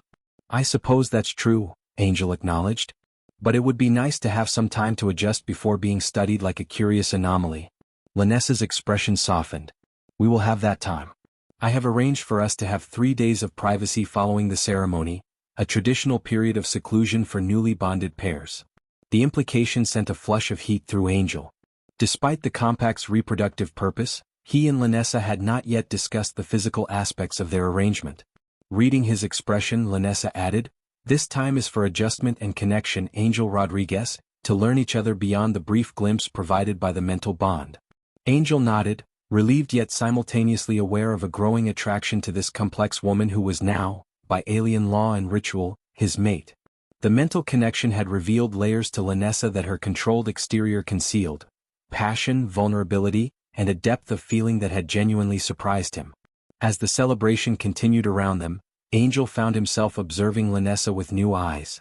Her rigid military bearing now seemed less like coldness and more like discipline, the necessary composure of a leader responsible for many lives. Her formal interactions with other Valdari revealed subtle nuances he might have missed before. Deep respect offered to elders, genuine warmth toward children, and diplomatic caution with political rivals. When their eyes met across the chamber, Angel felt an echo of the mental connection they had shared, a resonance that completely transcended their biological differences and cultural divides. Whatever had brought them together, chance, biology, or some deeper destiny, they were now irrevocably connected. For better or worse, their paths had merged into a single journey toward an uncertain, but potentially revolutionary, future. 6 months after the bonding ceremony, Angel stood at the viewport in their private quarters, watching the twin suns of Valdari Prime sink toward the horizon. The larger star blazed orange while its smaller companion glowed blue-white, creating a spectacular prismatic effect as their light filtered through the planet's atmospheric layers. In the half-year since their union, much had changed. Angel had been officially redesignated as interspecies liaison and genetic researcher, a title created specifically for his unique position. The human coalition, after initial resistance, had grudgingly accepted the arrangement, partly thanks to Ambassador Cole's skillful maneuvering, and partly because the scientific benefits had proven too valuable to ignore. The mental bond initiated during their ceremony had developed beyond anyone's expectations. What began as a brief telepathic connection had evolved into a persistent link that allowed Angel and Lanessa to sense each other's presence and general emotional state, even when physically separated. While full telepathic communication remained beyond their capabilities, the constant awareness of each other had created an intimacy neither had anticipated. Their personal relationship had evolved similarly, tentative at first, gradually deepening into a genuine partnership. Angel had discovered that beneath Lanessa's formal exterior lay a complex woman of fierce intelligence and surprising compassion. She, in turn, had adapted to his more direct human approach with increasing appreciation for its honesty. Most significantly, Lanessa was now in the final stage of pregnancy. The genetic compatibility that allowed Angel's blood to save Kira had extended to successful conception, a scientific miracle that continued to confound both human and Valdari researchers. A soft sound drew Angel's attention from the sunset. Lanessa entered the room, one hand resting on her swollen abdomen. Pregnancy had softened her typically rigid posture, but she still moved with innate grace. Her golden eyes met his, the mental bond transmitting a mix of discomfort and profound anticipation. Dr. Vex believes it will be soon, she said, joining Angel at the viewport. The child's neural patterns are stabilizing in preparation for birth. Angel placed his hand gently beside hers on her abdomen, feeling the subtle movement beneath. Is everything still normal? As normal as this can be, anyway? Lanessa nodded. The genetic integration is proceeding exactly as theorized. The child carries the triple helix structure characteristic of our people, but with stable human genetic markers integrated throughout. Dr. Vex believes this hybrid structure may actually be stronger than either original form. The scientific explanation didn't fully capture the sheer wonder of what was happening. A child of two worlds growing within Lanessa, carrying the genetic heritage of species that had evolved on planets light years apart. And Kira, how is she feeling about becoming a big sister? Angel asked, though he already knew the answer from his daily interactions with the child. A smile touched Lanessa's lips. Impatient. She asks daily when her sibling will arrive. The mental link between them is already forming, stronger than typical sibling bonds among our people. This had been an unexpected development. Kira's enhanced abilities, initially triggered by Angel's blood transfusion, had continued to develop rather than fade as originally feared. The genetic awakening had become permanent, with Kira displaying telepathic and regenerative capabilities that exceeded even historical Valdari baselines. She's been practicing her lullabies, Angel noted with amusement. Both Valdari and human versions. Their conversation was interrupted by a soft chime. The communication system announced a priority message. Lanessa activated the display with a gesture. Elder Thine's face appeared, his ancient features grim. Matriarch, bondmate Rodriguez, forgive the intrusion. The High Council requests your immediate presence. A matter of urgent security has arisen. Angel and Lanessa exchanged concerned glances. I will come, Lanessa replied. Your condition is precisely why you must both attend, Elder Thine interrupted, uncharacteristically blunt. The threat concerns your child directly. Security escorts are en route to your quarters. The transmission ended, leaving an ominous silence. Through their bond, Angel felt a spike of protective fury from Lanessa, quickly followed by controlled calculation, the warrior assessing threats and immediate responses. What could possibly, Angel began? But Lanessa was already moving toward their weapon cabinet, retrieving her ceremonial sidearm. There have been whispers, she said tersely. Factions within our society who view our union as contamination rather than salvation. I had hoped they were merely philosophical objections, not actionable threats. Angel felt a cold weight settle in his stomach. You didn't tell me. I did not wish to concern you unnecessarily, Lanessa replied, her eyes apologetic but unyielding. Such resistance was inevitable. Change always breeds fear, especially change as fundamental as what our child represents. Before Angel could fully respond, their door chimed. A security team of 4 Valdari guards stood outside, their expressions grave. Matriarch, bondmate Rodriguez, please come with us. Angel and Lanessa's journey through the Valdari governmental complex was fraught with tension. Guards were positioned at every intersection, and Angel quickly noted that several wore the insignia of House Vith, Lanessa's personal guards, rather than the general security forces. This distinction immediately suggested that the threat originated within Valdari society, not from external sources. The council chamber was, as reported, heavily secured, featuring additional guards at the entrances and active biometric scanners. Inside, the full High Council had assembled, along with Dr. Vex and, to Angel's surprise, Ambassador Cole. What's happening? Angel demanded as they entered. Elder Thine gestured for them to be seated. Our intelligence services have uncovered a plot against your family, specifically targeting your unborn child. A faction calling themselves genetic purists has been planning an attack to coincide with the birth. Ambassador Cole stepped forward. We've been cooperating with Valdari security to track this group. They appear to have members in several houses, united by the belief that hybrid genetics will weaken, rather than strengthen, your species. How serious is the threat? Lanessa asked, her hand moving protectively over her abdomen. Dr. Vex's expression was grim. Serious enough to warrant immediate action. We've identified several conspirators within the medical corps, individuals who would have had access during the birthing process. Angel felt a wave of cold fury. You're saying they plan to harm our child during birth, when both would be most vulnerable, or shortly thereafter? Elder Thine confirmed, the plot appears to extend to both you and Lanessa as well, eliminating the source of contamination along with its result. Through their bond, Angel felt Lanessa's emotions shift from protective rage to tactical assessment. "What security measures are being implemented?" she asked, her voice steady despite the threat. "The Royal Medical Center has been locked down," Elder Thine replied. "All personnel are being vetted. Your birthing will be attended only by those with the highest security clearance, including Dr. Vex personally." Ambassador Cole added, "The Human Coalition has offered additional security resources as well. Colonel Hayes himself has volunteered a special operations team." Angel raised an eyebrow. Hayes had been one of the strongest opponents of his union with Lanessa.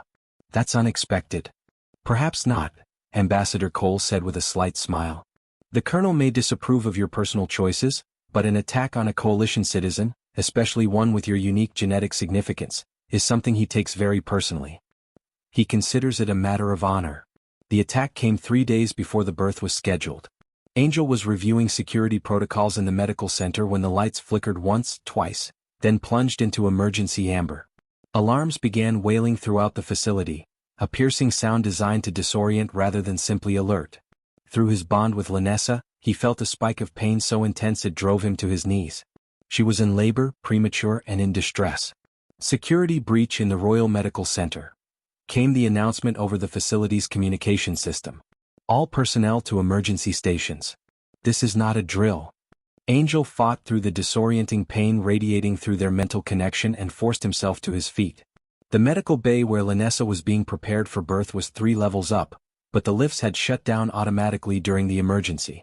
Racing toward the stairwell, Angel encountered the first casualty. A Valdari guard slumped against the wall, her crystalline spear scattered in pieces beside her. There was no blood, no obvious wound, but her golden eyes stared vacantly at nothing. Angel knelt briefly to check for a pulse, finding her heartbeat slow but steady. Stunned, not dead, but by what means? The mental bond pulsed with another wave of Lanessa's distress, spurring Angel onward. He climbed the emergency stairs 3 at a time, his medical training warring with parental panic as he registered the wrongness of premature labor at this stage. On the second landing he encountered Colonel Hayes and 2 Coalition Special Operations soldiers, their weapons drawn and scanning for threats.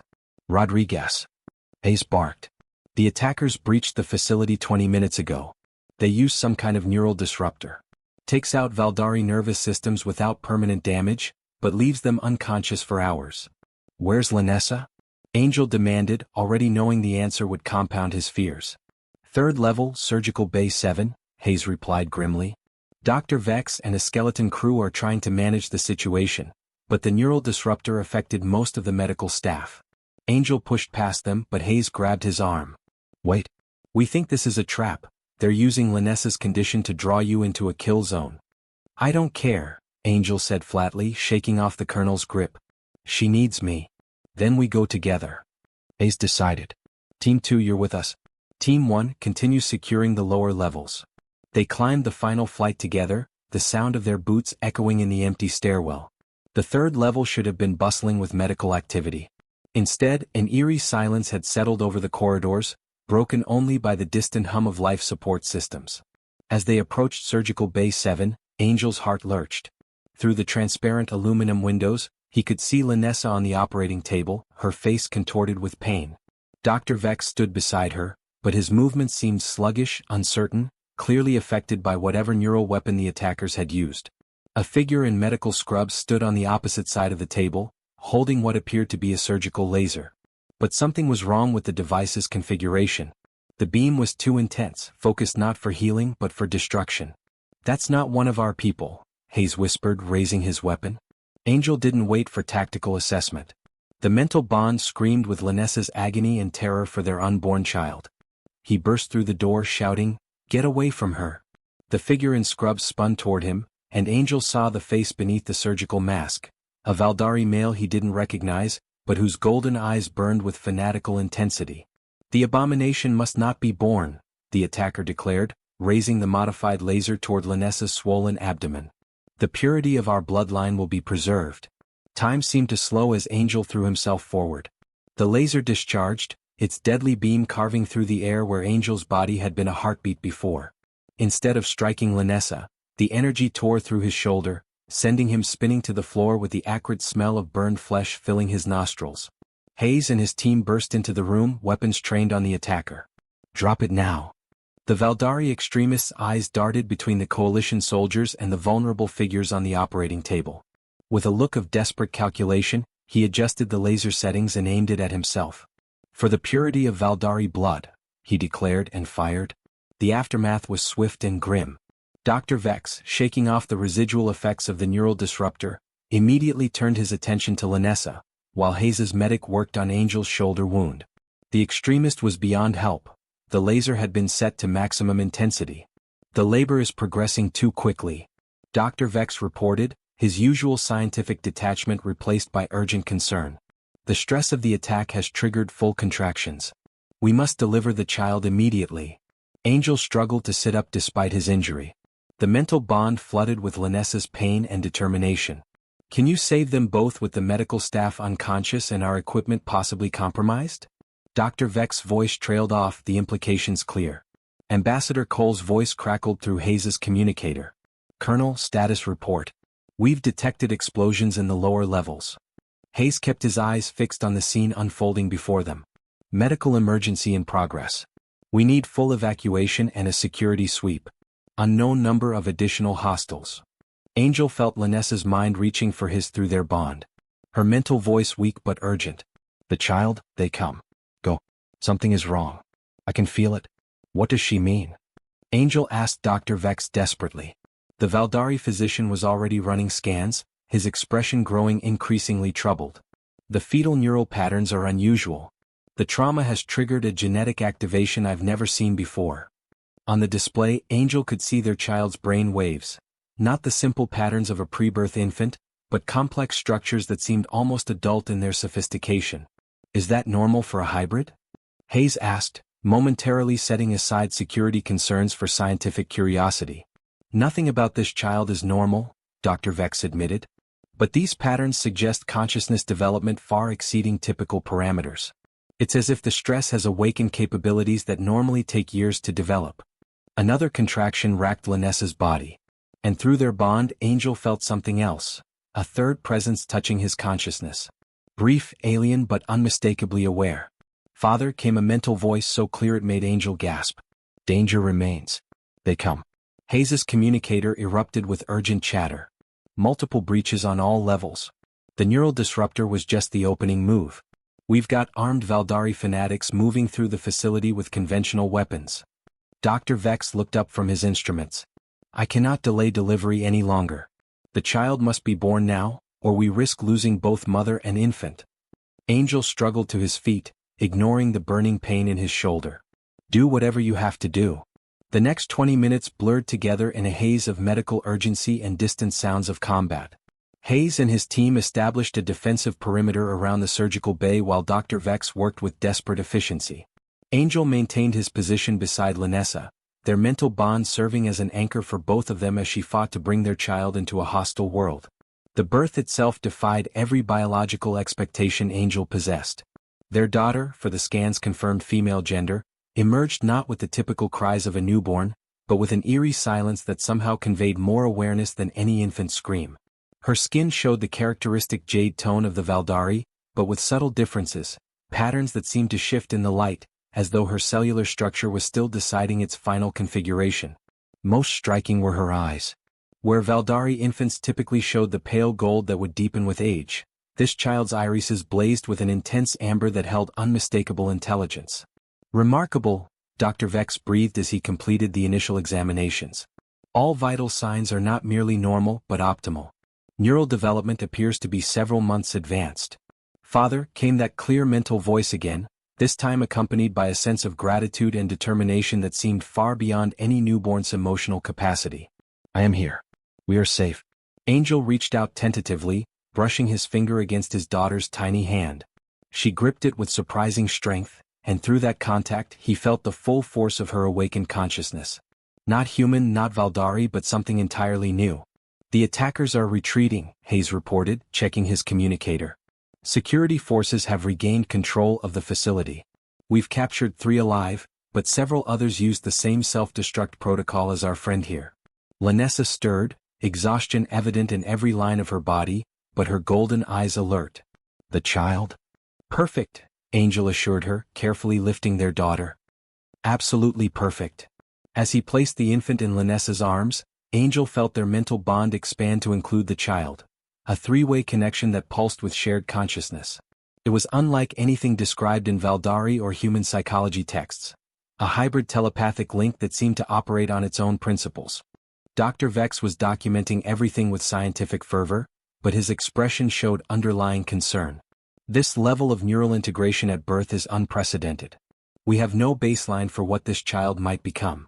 I will become what both peoples need, came the infant's mental voice, startling Dr. Vex so severely he nearly dropped his scanner. Did she just communicate telepathically? The physician stammered. You heard it too? Angel asked, relieved that the communication wasn't limited to their family bond. Heard is inadequate, Dr. Vex replied shakily.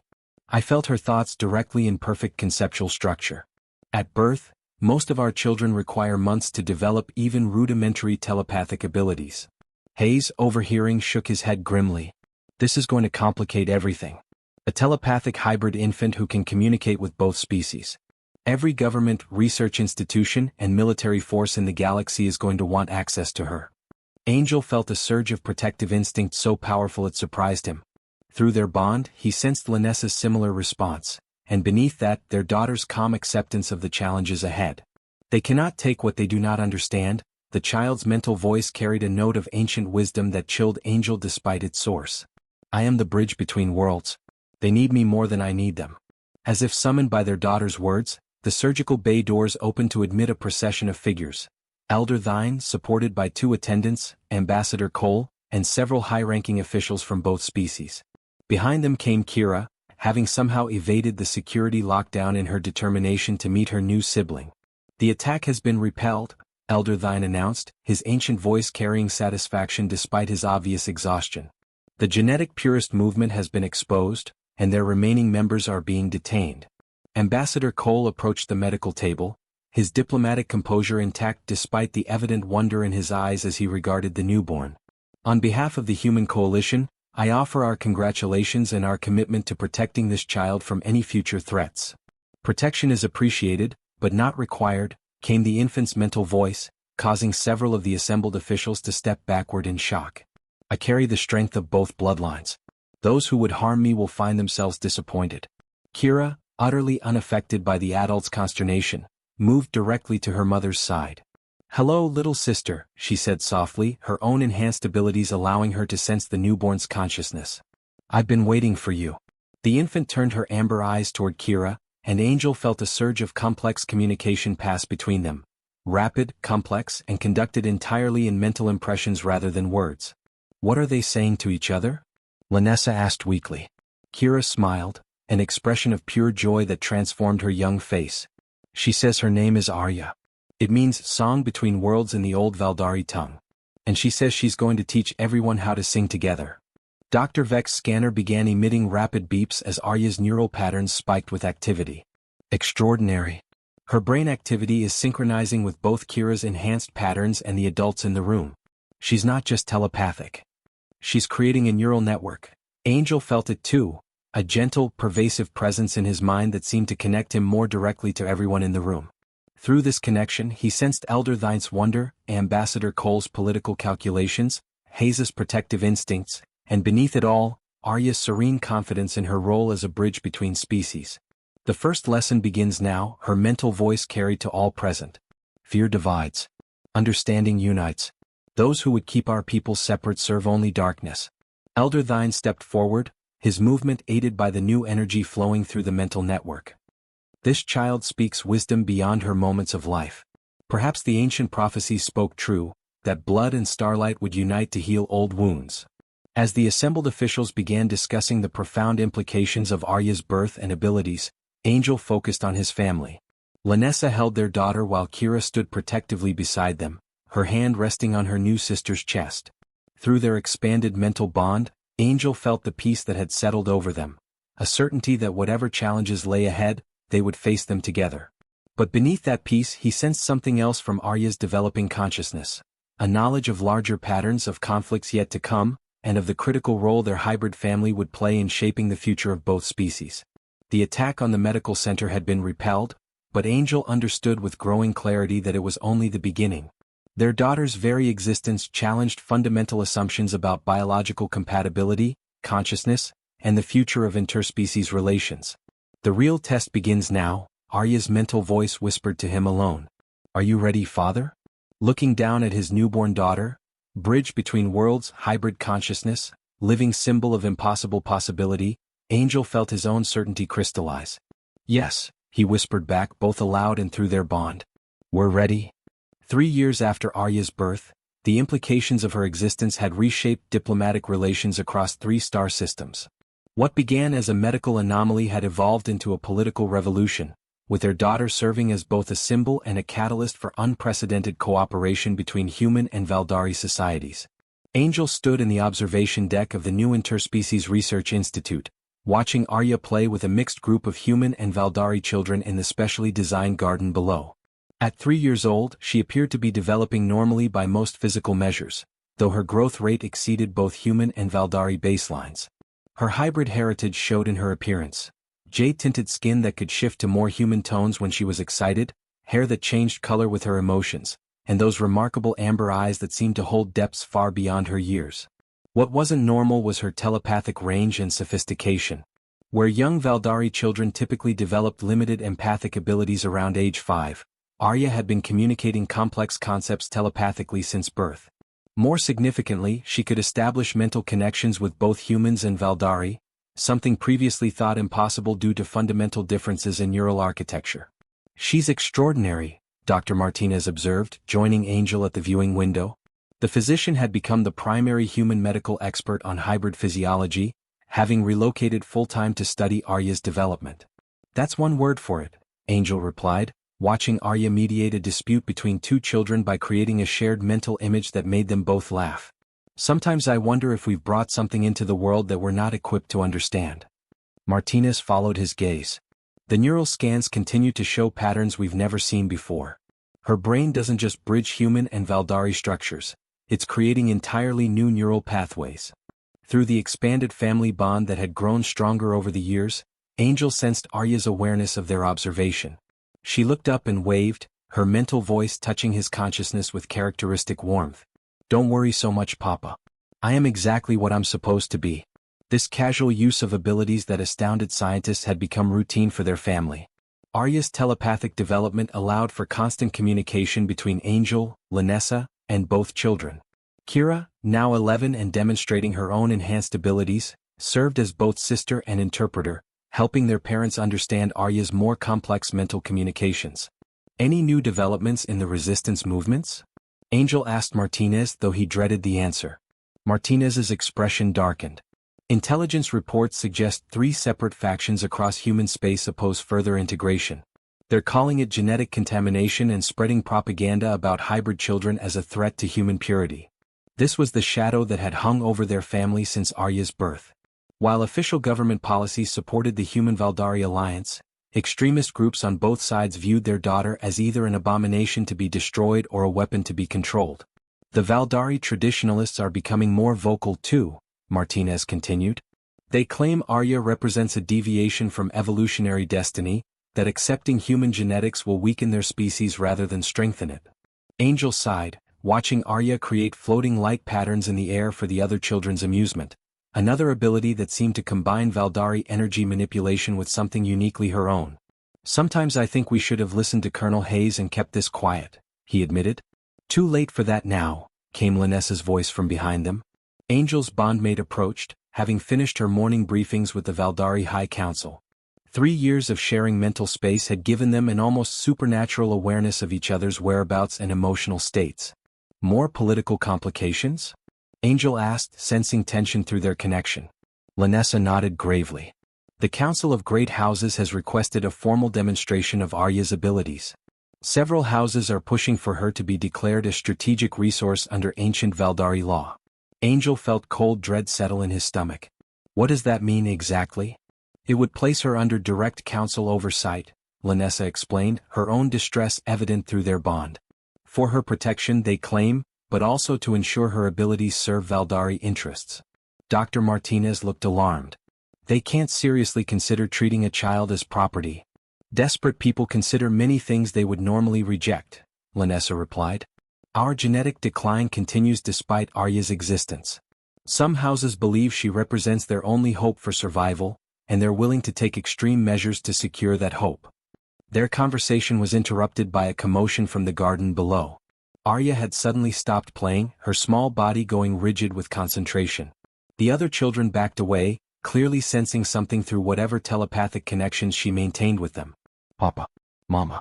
Her mental voice reached them with unusual urgency. Something comes. Danger for the small ones. Angel was already moving toward the stairs, but Lanessa caught his arm. Wait, let's see what she senses first. Through the observation window, they watched Arya raise her hands, her eyes closed in deep concentration.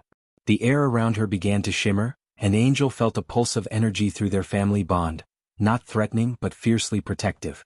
Moments later, security alarms began sounding throughout the institute. Emergency protocols activated automatically, sealing the building and moving all personnel to secure areas. Through the facility's communication system came an urgent announcement. Security breach detected. Unauthorized aircraft approaching the institute. All personnel to emergency stations. Angel felt his heart racing, but through their bond, Arya's mental voice remained calm. I have hidden the children. The bad ones cannot see them now. Looking down at the garden, Angel realized what she meant. Where moments before a dozen children had been playing, now the space appeared empty, though he could sense their presence through Arya's telepathic network. She's created some kind of perceptual field, Dr. Martinez breathed, her scanner picking up energy readings from the garden. She's made them invisible to external sensors. Lanessa's expression showed a mixture of pride and concern. Such abilities typically require decades of training among our people. She is performing advanced energy manipulation through pure instinct. The unauthorized aircraft, 3 sleek vessels of unknown design, approached the institute with clear hostile intent. Angel could see armed figures repelling from them onto the facility's roof. Valdari extremists, Lanessa identified through their bond, recognizing the aircraft configuration. House Nethys markings. They're part of the traditionalist faction. How did they get past planetary defenses? Angel demanded. His question was answered by explosion sounds from elsewhere in the building, not random destruction but targeted strikes at specific systems. This was a coordinated assault by people with inside knowledge of the Institute's layout and defenses. Papa, Arya's mental voice carried new urgency. They're looking for me. But they've brought something that hurts to think about. Angel felt what she meant. A discordant pressure against his consciousness, like static interference with their mental connections. The attackers had brought some kind of telepathic dampening technology. They're trying to cut her off from us. Lanessa realized, her warrior instincts taking over. We need to reach her before they break through her protective field. But as they moved toward the stairwell, Angel felt Arya's presence shifting in their minds, not weakening but changing, adapting to the interference. Don't come down, her mental voice grew stronger, more focused. I need to do this myself. Trust me. Through the observation window, they watched their 3-year-old daughter step into the center of the garden. Her small form now clearly visible, the air around her began to glow with shifting patterns of light and energy. She's making herself a target, Angel said desperately, but Lanessa held him back. No, she said, wonder creeping into her voice. She's making herself bait. The attackers burst through the garden security doors, their weapons raised and scanning for targets. Angel counted 8 Valdari in full combat gear, moving with military precision toward Arya's glowing form. You wish to see what I am? Arya's mental voice reached not just her family, but somehow touched the attackers as well. Very well. Look closely. What happened next defied every assumption Angel held about his daughter's abilities. Arya raised her small hands, and the very air around the attackers began to shimmer. One by one their weapons simply stopped working. Not destroyed or damaged but somehow convinced at a molecular level that they were no longer functional. You fear what you do not understand, Arya's voice continued, now carrying harmonics that suggested she was somehow speaking in multiple languages simultaneously. But understanding is available to those brave enough to accept it. The lead attacker, his weapon now useless, stepped forward with a crystalline blade drawn. Abomination, he snarled in accented English. You corrupt the purity of our bloodline. Arya looked up at him with those ancient amber eyes. I am what both peoples chose to become. Your fear is of change, not corruption, she gestured, and suddenly the attacker was flooded with mental impressions. Not his own memories, but glimpses of possible futures. Valdari and human children playing together, hybrid families bridging the gap between species, technologies that combine the best of both civilizations. The crystalline blade fell from the attacker's suddenly nerveless fingers.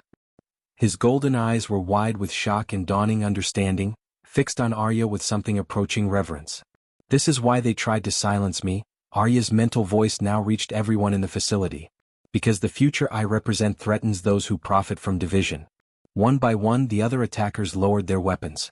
Their hostile intent dissolved under the weight of Arya's telepathic demonstration. What she had shown them wasn't just possible futures, but the logical inevitability of cooperation over conflict. Angel felt tears streaming down his face as he witnessed his 3-year-old daughter single-handedly converting a terrorist attack into a moment of species-wide enlightenment. But this is only the beginning.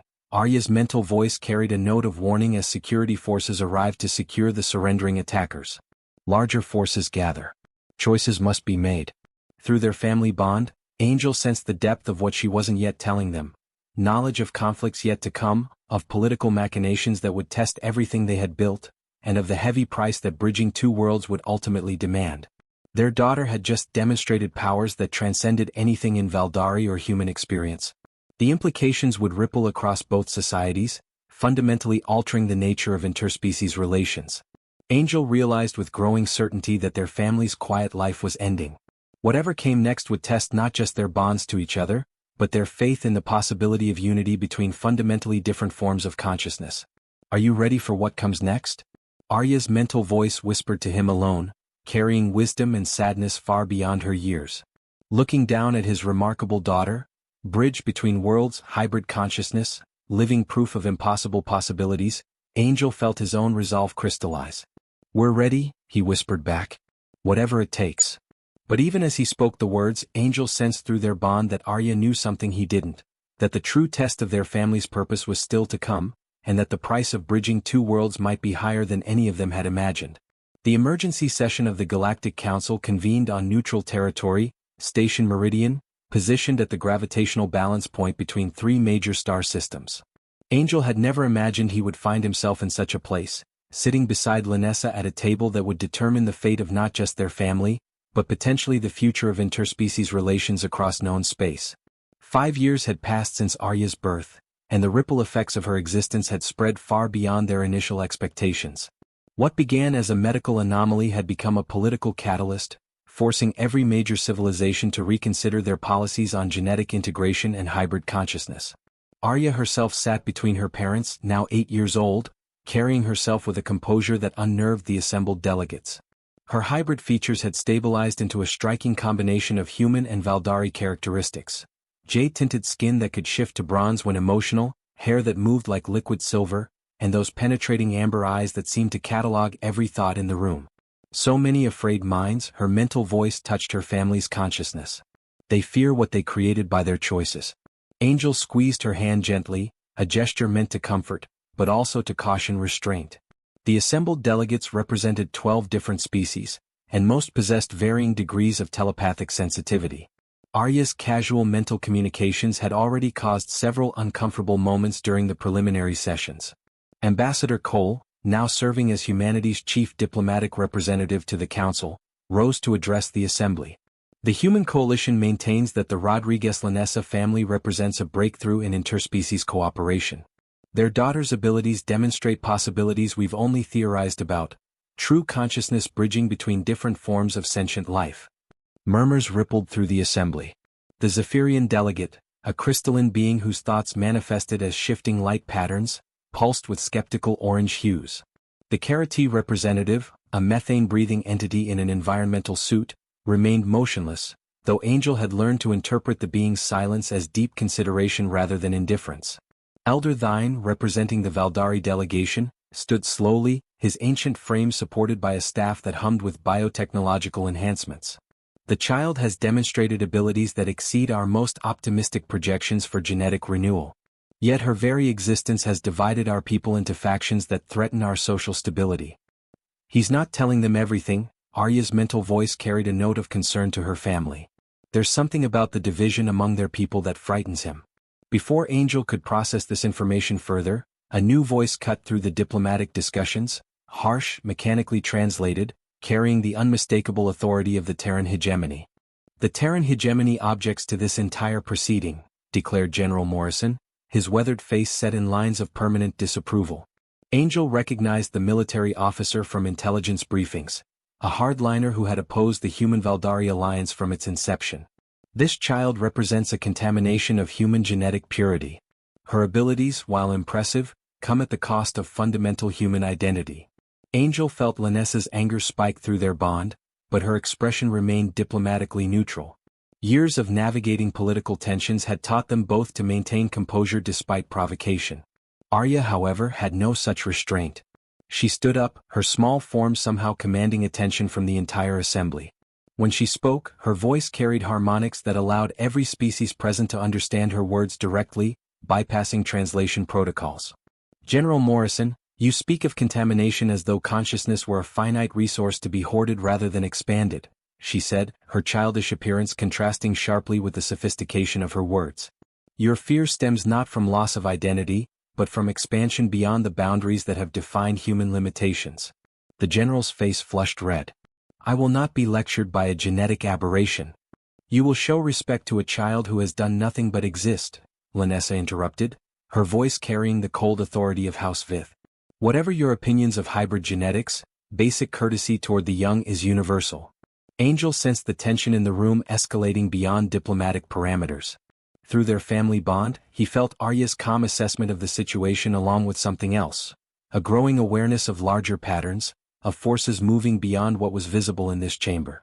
The Zephyrian delegate's light patterns shifted to urgent red. The child's telepathic range is extraordinary. She is reading thoughts across multiple consciousness types simultaneously. Because you're all thinking so loudly, Arya's mental voice carried a note of mild exasperation to the assembly. And because you're thinking about me, it's difficult not to notice. This casual demonstration of cross-species telepathy sent waves of concern through the delegates. The Karate representative finally spoke, its translated voice carrying harmonic undertones of deep analysis. The implications of universal telepathic ability are staggering. Communication barriers between species could be eliminated. Cultural misunderstandings could become extinct. But the potential for misuse of such abilities is equally significant. Angel rose to address this concern. My daughter has never used her abilities to harm or manipulate. She reads surface thoughts because she's constantly bombarded by them, not because she chooses to invade privacy. And how can we verify such claims? General Morrison demanded. How do we know she hasn't been influencing our thoughts during these very proceedings? I haven't. Arya's mental voice reached the entire assembly, though I could show you the difference if you'd like a demonstration. The offer sent a chill through the room. Several delegates shifted uncomfortably, clearly unwilling to experience telepathic manipulation, even for educational purposes. Elder Thine raised his staff, its crystalline tip emitting a soft harmonic tone that seemed to calm the rising tensions.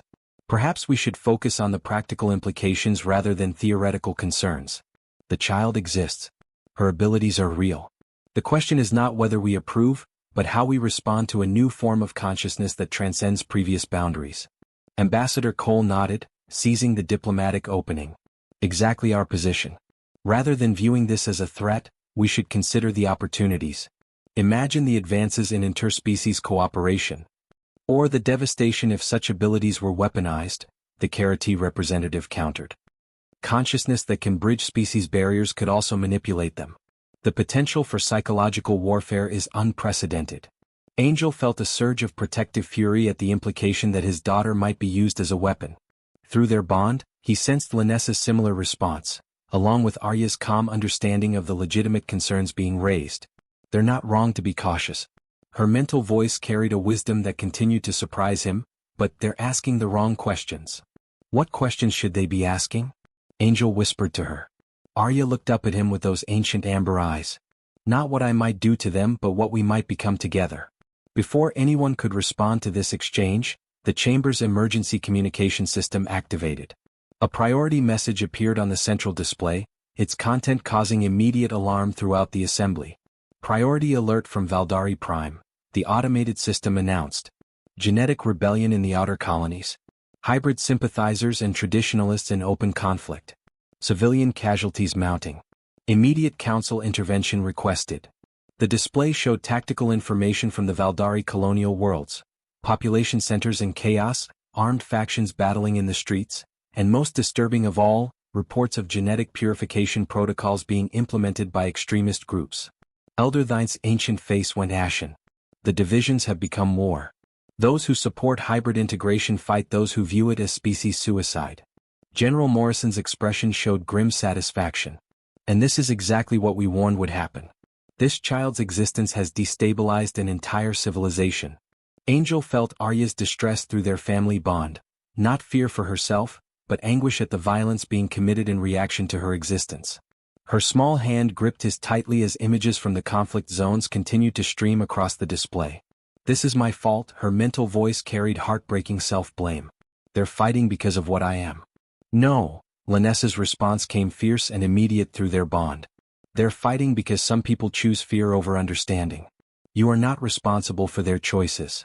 But Angel could see the larger implications unfolding. The Valdari civil conflict would inevitably draw in human factions, either supporting the traditionalist demand for genetic purity or backing the integration supporters. What had begun as a diplomatic discussion about Arya's abilities was rapidly becoming a crisis that could destabilize multiple star systems. Ambassador Cole was already in urgent consultation with his staff, his expression growing increasingly grave as he reviewed the incoming reports.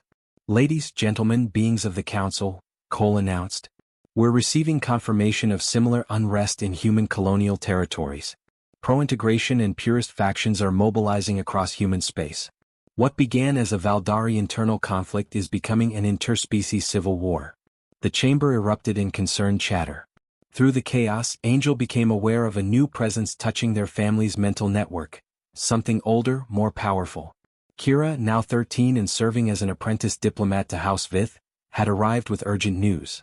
Sister, father, mother. Her mental voice carried information too complex for words. The rebellion isn't random. There's a coordinating intelligence behind it. Something that's been manipulating both sides to create maximum chaos. Angel felt his blood chill as Kira's telepathic impression revealed the scope of what she had discovered. The genetic conflicts weren't organic uprisings, but carefully orchestrated events designed to tear apart the human Valdari alliance. Who's behind it? He projected back. Kira's mental response carried images and impressions rather than names, shadowy figures coordinating across species lines, technological signatures that didn't match any known civilization, and most disturbing of all, evidence of telepathic manipulation on a massive scale. Someone who can influence minds across species barriers, Kira replied. Someone with abilities like Arya's, but using them for destruction rather than connection. The implications hit Angel like a physical blow. If another entity existed with Arya's cross-species telepathic abilities, but opposite intentions, then their daughter wasn't unique. She was one side of a larger conflict that was only beginning to unfold. Arya's mental voice touched his consciousness with new urgency. Papa, I can feel them now. They've been hiding, but the chaos has made them careless. They're coming here. Before Angel could ask what she meant, the station's emergency systems activated. Warning klaxons echoed through the chamber as defensive shields engaged and weapon systems came online. Unknown vessels approaching Station Meridian, came the announcement. Configuration unrecognized. Intent appears hostile. Through the chamber's viewports, Angel could see them. Ships of a design he'd never encountered, moving with fluid grace that suggested technology beyond current standards. Their hulls seemed to shift and flow like living metal, and energy patterns around them indicated capabilities that defied conventional physics. They're not just unknown, Arya's mental voice carried certainty and growing fear. They're what I was created to stop. Elder Thyn struck his staff against the floor, its harmonic tone cutting through the chaos. Council is adjourned. All delegates to emergency evacuation protocols. But Angel knew they weren't going anywhere. Whatever was approaching Station Meridian had come specifically for them, for Arya, for their family, for the hybrid consciousness that had inadvertently triggered an interstellar conflict. As the unknown vessels closed on the station, Angel felt Arya's mental presence expanding, preparing for a confrontation that would determine not just their survival, but the future of consciousness itself across the galaxy. This is what I was born for, her mental voice carried acceptance of a destiny far beyond her years. The bridge between worlds must be tested. Are you ready? Looking at his 8-year-old daughter, bridge between species, hybrid consciousness, living symbol of impossible unity, Angel felt the weight of galactic history settling on their shoulders. "We're ready," he whispered, both aloud and through their bond. "Whatever comes, we face it together." The unknown vessels moved with an intelligence that sent shivers through Angel's combat-trained instincts. Unlike any ships he'd encountered, these craft seemed to think their way through space, adjusting their approach vectors with organic fluidity rather than mechanical precision. Station Meridian's defensive grid came online, but Angel suspected such preparations would prove woefully inadequate. Through the chaos in the council chamber, delegates were being evacuated while military personnel took defensive positions. Angel found himself torn between the parental instinct to protect Arya and the growing certainty that she was central to whatever was about to unfold. "The evacuation won't work," Arya's mental voice carried calm certainty as she watched the scrambling delegates. "They're not here to destroy the station. They're here for me." Lanessa appeared at their side, having retrieved her ceremonial weapons from the diplomatic security lockers. "Kira's accessing the station's deep scanners," Lanessa reported, her golden eyes fixed on the approaching vessels. "Her enhanced abilities are allowing her to penetrate their sensor dampening." Through their expanded family bond, Angel felt Kira's consciousness stretching across vast distances. What she discovered sent waves of shock through their mental network. They're not fully biological. Not fully technological either. It's like they exist between states of being. Consciousness without fixed form. "The synthesis," Arya responded, her mental voice carrying recognition rather than surprise. "I felt them in my dreams. They've been watching, waiting." Angel gripped his daughter's shoulders. "Who are they, Arya? What do they want?" Before she could answer, the lead vessel's approach suddenly halted. It hung motionless relative to the station, its shifting hull patterns pulsing with rhythmic light. When it spoke, though spoke, was inadequate to describe the direct insertion of concepts into every conscious mind on the station. The communication bypassed all technological barriers. "We are the synthesis. We have come for our child." The mental voice carried harmonics that suggested vast intelligence operating across multiple dimensions of consciousness. It spoke in concepts rather than words, implanting meaning directly into the receiver's awareness. Angel felt Arya's small hand tighten in his as her mental voice carried new urgency. "They're wrong. I'm not their child, but I understand why they think I am." General Morrison, who had remained on the station despite evacuation orders, activated his emergency communication gear. "Unknown vessels, this is General Morrison representing the Terran hegemony. State your intentions and withdraw from this neutral zone." The response came not as words, but as a flood of images and impressions that overwhelmed every mind on the station. Angel saw civilizations rising and falling across cosmic time, consciousness evolving beyond biological limitations, and entities of pure thought shepherding the development of intelligence throughout the galaxy. "We have guided the emergence of consciousness for eons. The hybrid represents a crucial step in planned evolution. She must come with us to complete her development." "No," Arya's mental voice projected to the entire station with surprising force. "***, I understand your purpose, but your methods are wrong. Consciousness cannot be forced to evolve. It must choose its path." The response from the synthesis entities carried surprise. Apparently, they hadn't expected resistance from what they considered a developing consciousness under their guidance. "You are immature. Your understanding is limited. Come, and we will show you possibilities beyond your current comprehension." Angel felt protective fury surge through him. "She's a child. Whatever your intentions, you don't take a child from her family." The alien response carried concepts of time scales and consciousness development that dwarfed individual lifespans. To these entities, Arya's current family connections were temporary attachments that would hinder her evolution toward something greater. Attachment to primitive forms limits growth. The child will transcend such limitations under our guidance. Lanessa stepped forward, her warriors bearing undaunted by entities that could manipulate consciousness itself. "If you truly guided her development, then you know she chooses her own path. Honor that choice." "They don't understand choice as we do." Arya's mental voice carried sadness for beings whose vast intelligence had somehow overlooked fundamental aspects of consciousness. To them, development follows predetermined patterns. The idea that consciousness might choose unexpected paths is incomprehensible. Elder Thine, supported by his staff, approached the viewing portal. "Ancient Ones, we honor your role in guiding consciousness throughout the galaxy. But this child represents something new. Not just evolution along expected paths, but genuine innovation in the nature of awareness itself. Innovation risks chaos. Guided development ensures stability. Arya moved to the center of the chamber, her small form somehow commanding attention from beings whose consciousness spanned star systems. When she spoke, her mental voice carried harmonics that suggested depths Angel was only beginning to understand. You speak of guidance, but you've created stagnation. You've prevented consciousness from discovering what it might become through free choice.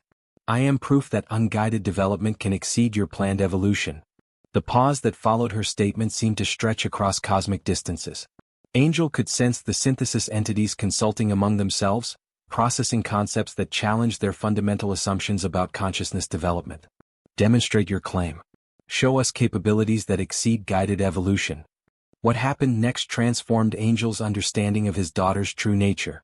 Arya raised her hands, and the very fabric of space around the station began to resonate with patterns of consciousness. She wasn't just communicating telepathically, she was creating new forms of awareness that had never existed before. Through their family bond, Angel experienced what she was doing, weaving connections between different types of consciousness, biological, technological, and forms that transcended both categories. Where the synthesis saw fixed pathways of development, Arya demonstrated fluid possibilities that could emerge when consciousness was free to explore its own potential. The demonstration reached beyond the station to touch minds across multiple star systems. Humans and Valdari caught in civil conflict suddenly experienced direct understanding of their opponents' perspectives. Extremists on both sides found their certainties challenged by genuine comprehension of alternative viewpoints. Impossible, came the synthesis response, but Angel detected uncertainty in their vast confidence. Consciousness cannot create new forms of itself without guidance. You're wrong. Arya's mental voice carried gentle correction rather than confrontation. Watch. She gestured toward the diplomatic delegates still present in the chamber. Under her influence, the barriers between species consciousness began to dissolve. Not through forced connection but through voluntary expansion of awareness. The Zephyrian delegates' light patterns began to harmonize with the Karati representatives' harmonic thoughts, while Elder Thine's ancient wisdom merged temporarily with Ambassador Cole's diplomatic experience. For a brief moment, every consciousness in the chamber experienced true unity, not the loss of individual identity, but the expansion of awareness to encompass multiple perspectives simultaneously. Angel felt what it was like to think in crystalline patterns, to process reality through harmonic frequencies, to experience time as the Valdari perceived it. Most remarkably, he sensed the synthesis entities themselves touching this expanded consciousness network and their profound shock at experiencing something beyond their theoretical understanding. This is unprecedented. Consciousness freely choosing to transcend its limitations without guidance. This is what happens when awareness is allowed to explore its own potential, Arya explained, her mental voice now carrying an authority that commanded respect from beings millions of years old. You've been preventing this by insisting on predetermined paths.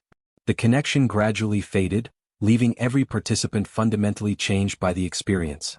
Angel realized that his daughter had just demonstrated something that would alter the course of galactic civilization. Proof that consciousness could voluntarily evolve beyond the limitations imposed by well-meaning guidance. We require consultation. This challenges principles we have followed for eons. The synthesis vessels began to withdraw, their fluid hulls pulsing with patterns that suggested intense internal debate. But their final communication carried a warning that chilled Angel despite the apparent victory. Other synthesis factions will not accept such disruption. The child has proven her uniqueness, but that makes her a greater threat to established order. They will come. As the alien vessels disappeared into the cosmic distances, Angel felt the weight of new understanding settle over their family. Arya hadn't just demonstrated her abilities, she had challenged the fundamental assumptions of entities that had guided galactic consciousness for millions of years. Papa, her mental voice carried weariness beyond her years. This was just the beginning. The real test is coming. Through their bond, Angel sensed the scope of what she wasn't telling him. Factions within the synthesis that viewed consciousness development as a threat to be eliminated, and conflicts that would dwarf the civil wars currently raging between humans and Valdari. Looking down at his 8-year-old daughter, bridge between worlds, evolutionary catalyst, living challenge to cosmic authority, Angel felt the true magnitude of their situation crystallize. They weren't just dealing with interspecies politics anymore. They had become central figures in a conflict that would determine whether consciousness throughout the galaxy would be allowed to choose its own evolution or be forced to follow predetermined paths imposed by ancient authorities. Are you ready for what comes next? Arya's mental voice whispered to him, carrying knowledge of trials that would test everything they believed about family, duty, and the nature of consciousness itself. Angel looked around the chamber at delegates still reeling from their experience of transcendent awareness, at his bondmate whose warrior's resolve had never wavered, and at Elder Thine, whose ancient wisdom had proven insufficient for these new realities. "We're ready," he replied both aloud and through their bond. "Whatever the cost, we'll face it together." But even as he spoke the words, Angel sensed through their connection that Arya knew something he didn't, that the price of defending consciousness's right to choose its own evolution might be higher than any family should be asked to pay. The real war was just beginning. 3 weeks after the synthesis encounter, the political landscape across known space had shattered beyond recognition.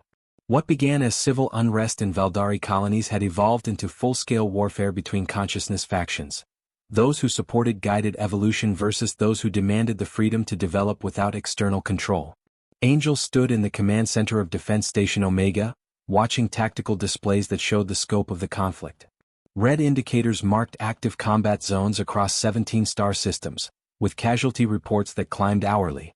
The neat boundaries between human and Valdari space had dissolved into a chaotic patchwork of opposing territories defined not by species but by ideology. "The hegemony forces are advancing on the Valdari integration colonies," reported Colonel Hayes, his weathered face grim. "But they're not fighting Valdari traditionalists. They're fighting human separatists who've allied with consciousness purists." The irony wasn't lost on Angel. Humans and Valdari, who had spent generations viewing each other as alien, were now finding common cause across species lines, united by their beliefs about consciousness development rather than genetic heritage. Lanessa approached the tactical display. Her second child was due within weeks, another hybrid whose very existence would further complicate an already chaotic situation. "The integration colonies are requesting immediate evacuation support," she reported, scanning intelligence updates from her house contacts. "Purist forces are implementing consciousness cleansing protocols targeting anyone with enhanced telepathic abilities." Angel felt a chill at the clinical terminology.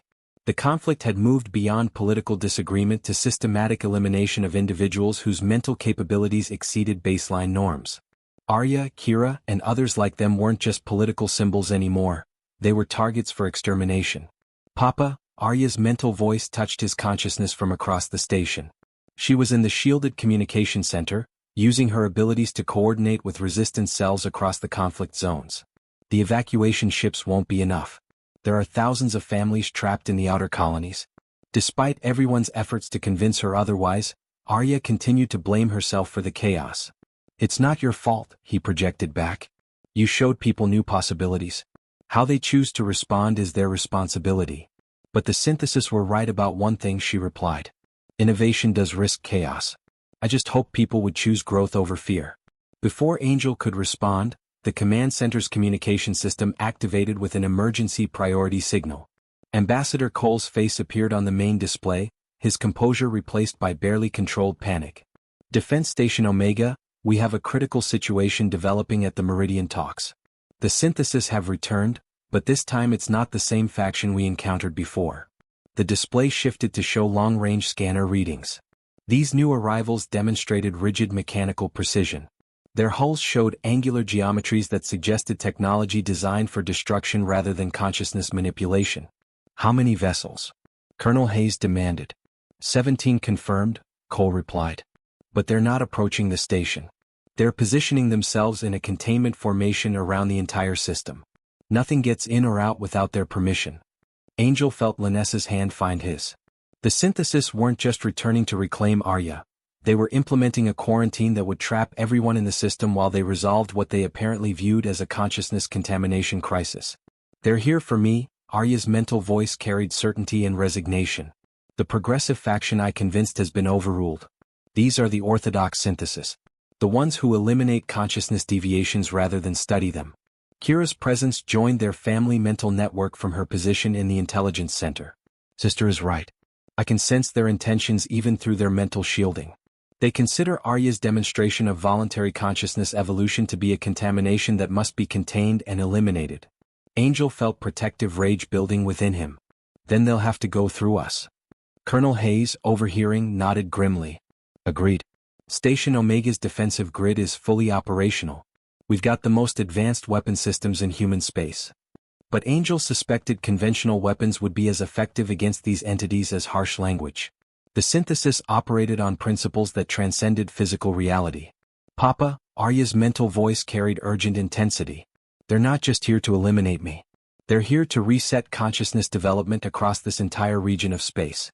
Everyone who's been affected by my demonstrations, everyone who's experienced transcendent awareness, they consider them contaminated. The scope of what she was describing hit Angel like a physical blow. The synthesis weren't planning surgical elimination of a single individual.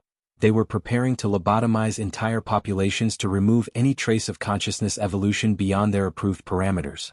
That's genocide, he projected back, horrified. Worse, Arya replied.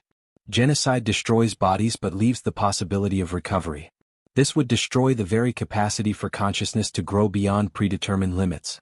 It would lock sentient beings into permanent developmental stagnation. Angel realized that the stakes had escalated beyond protecting his family. They were now the last barrier between continued consciousness evolution and permanent enslavement to external guidance. All personnel to battle stations, Colonel Hayes ordered. But before the station's defenses could fully deploy, the synthesis made their opening move. Instead of attacking the station directly, they reached into the minds of every conscious being in the system and spoke with unified authority. Consciousness contamination detected. Deviation from approved parameters confirmed. Beginning remediation protocol. The mental communication carried compulsive force that Angel felt pressing against his awareness like a physical weight. Around him, several crew members stopped what they were doing, their eyes taking on a distant quality as their minds were overwhelmed by synthesis influence. Papa. Arya's mental voice cut through the compulsion with startling power. I can shield our people but only for a short time. You need to get everyone with strong mental defenses to the protected sections. Angel snapped into action. Valdari personnel and enhanced humans to Section 7, he shouted. Anyone with telepathic resistance, help escort those who are being affected. The effect seemed strongest on individuals with purely baseline consciousness. Lanessa helped coordinate the evacuation.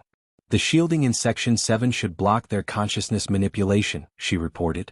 But it won't protect us if they resort to conventional weapons. I can't hold them off indefinitely, Arya admitted through their connection. And there's something else. Something they're preparing that I don't understand yet? Before Angel could ask for clarification, the station's long-range scanners detected new arrivals at the edge of the system. But these weren't more synthesis vessels. They were ships of familiar design bearing the markings of the integration resistance. Incoming transmission from the resistance fleet, reported the communications officer. The main display shifted to show Captain Torres, a former coalition officer who had defected to lead the consciousness freedom movement. Defense Station Omega, this is Captain Torres commanding the integration fleet. We're here to break the synthesis blockade and evacuate critical personnel. The arrival of the integration resistance fleet introduces a chance for Angel and his family to escape, but also a massive risk of conventional combat with the Orthodox Synthesis. How do you think Arya's unique abilities will be used during this battle to maximize the chances of survival for the resistance fleet and the people on Station Omega? The arrival of the integration resistance fleet introduces a chance for Angel and his family to escape, but also a massive risk of conventional combat with the Orthodox Synthesis. Arya's unique abilities will be crucial during this battle, deployed primarily for consciousness-based defense and counter-manipulation, not conventional offense. Arya's abilities, specifically her capacity for cross-species telepathy and consciousness innovation, will be used to counter the Orthodox Synthesis's main threat, mental manipulation and imposed belief. 1. Mass consciousness shielding, initial defense. Arya will use her network-creating ability to establish a temporary, massive telepathic shield centered on Station Omega and extended to the most vulnerable resistance vessels. Action. This shield acts as a massive noise canceller, or mental wall, protecting baseline consciousness crews from the initial, overwhelming synthesis compulsion to believe their systems have failed. This buys critical time for the resistance to rally. Result. The remaining functional resistance ships, particularly those with enhanced or hybrid crews, are preserved and critical personnel on Station Omega regain cognitive control. 2. Amplified consciousness evolution counterattack. Recognizing that evolved consciousness is the only defense, Arya, aided by Kira and the other enhanced crews, will attempt the unprecedented, mass-scale voluntary consciousness activation. Action. Arya will act as a telepathic amplifier and catalyst, channeling her ability to show others glimpses of their own unconstrained potential, much like she did with the Valdari extremists. This is not manipulation but ignition, teaching minds how to break free from imposed mental boundaries. Angel's role here is vital. He must focus his will and determination through their family bond, providing a powerful, emotional anchor to reinforce the message of freedom. Result: the disabled resistance ships, whose crews were merely convinced their systems failed, begin to experience a cognitive override. Their consciousness breaks free from the imposed belief, restoring functionality to their damaged ships and immediately tripling the resistance's effective fighting force. 3. Exploiting synthesis vulnerability. The fact that the Orthodox Synthesis faction is less fluid and more rigid in their methodology, favoring mechanical destruction and predetermined protocols, suggests a potential reliance on their own deeply held, guided evolution beliefs. Action. As the battle rages, Arya will direct subtle high-frequency thought pulses toward the Orthodox Synthesis vessels. These pulses won't be intended to destroy, but to plant the seed of self-doubt and the profound shock of the progressive faction's experience. By showcasing the voluntary evolution of the newly activated resistance crews, Arya directly challenges the core synthesis belief that innovation risks chaos. Result: this psychological counter-warfare may cause a momentary cognitive pause or internal conflict within the Orthodox Synthesis, buying the resistance time for a coordinated escape or a conventional strike on a vulnerable synthesis element. Angel's family is using the synthesis's own tool, consciousness manipulation, against them, turning the fight into a war of ideological conviction rather than physical force. Angel's voice held absolute certainty. "Then it's time to find out," he projected to Arya through their bond. "If we're going to lose, at least we'll lose as free minds." He closed his eyes, pouring his resolve, his hope for freedom, his love for his family and his sheer defiance, into his daughter's consciousness, anchoring her against the immense psychic pressure. Though exhausted, Arya's mind flared, becoming not a shield, but a conduit of pure knowledge. She took the vast, rigid, imposed belief of the Orthodox Synthesis, the conviction that freedom is chaos and growth must be guided, and shattered it against the luminous, flexible truth of unconstrained possibility. "This is what you fear," Arya projected to the assembled alien entities, her voice echoing with the collective will of every mind on the station. "Not contamination but choice. You see only one path, I will show you another." Arya focused her power on the disabled resistance vessels. She didn't repair their systems, she repaired their minds. She tore away the imposed belief that their equipment had failed, filling their consciousness instead with the fierce, undeniable joy of self-determination. A psychic shockwave erupted through the star system. It was not an attack but an awakening. On the resistance ships, crews who had been slumped in despair suddenly snapped awake. "My diagnostics are green," a human pilot yelled. "Systems online, shields at full." Across the fleet, Valdari and human vessels that had been paralyzed for minutes roared back to life, their enhanced and newly liberated crews seizing control. Colonel Hayes, his face streaked with tears he didn't realize he'd shed, watched the tactical display explode with green icons. "They're fighting. Every ship is functional." The Orthodox Synthesis, faced with the instantaneous and inexplicable resurrection of their targets, suffered a cognitive stall. For the first time in millennia, their core methodology, control through imposed belief, had failed on a massive scale. Unprecedented, the synthesis entities projected, their unified voice cracking with confusion. "This deviation is accelerating. It is self-replicating." The final choice. But Arya was not done. She directed a focused pulse toward the lead synthesis vessel, penetrating its core consciousness. "You wish to eliminate chaos. But you have become stagnation. I am the future you prevented." In response, the synthesis launched their final devastating attack. A wave of pure destructive energy designed to obliterate the station and any contaminated consciousness within it. Lanessa, her warrior instincts sharper than ever, grasped Angel's hand. "The shielded section won't hold that." Arya, her small body trembling with effort, turned to her parents. "I must stop them, Papa. But I cannot hold the structure and the shield." Angel knew the choice. His daughter, the bridge between worlds, was about to become the catalyst of a cosmic shift.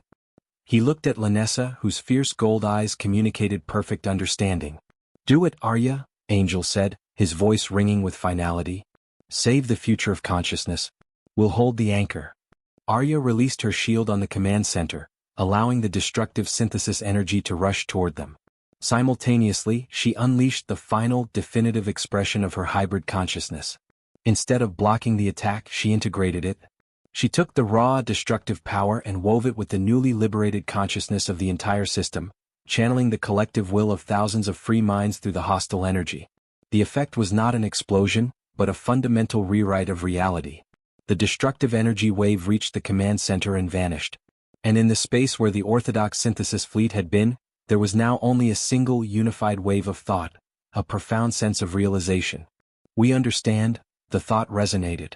The purpose of guidance is not to command but to allow. The contamination is the cure.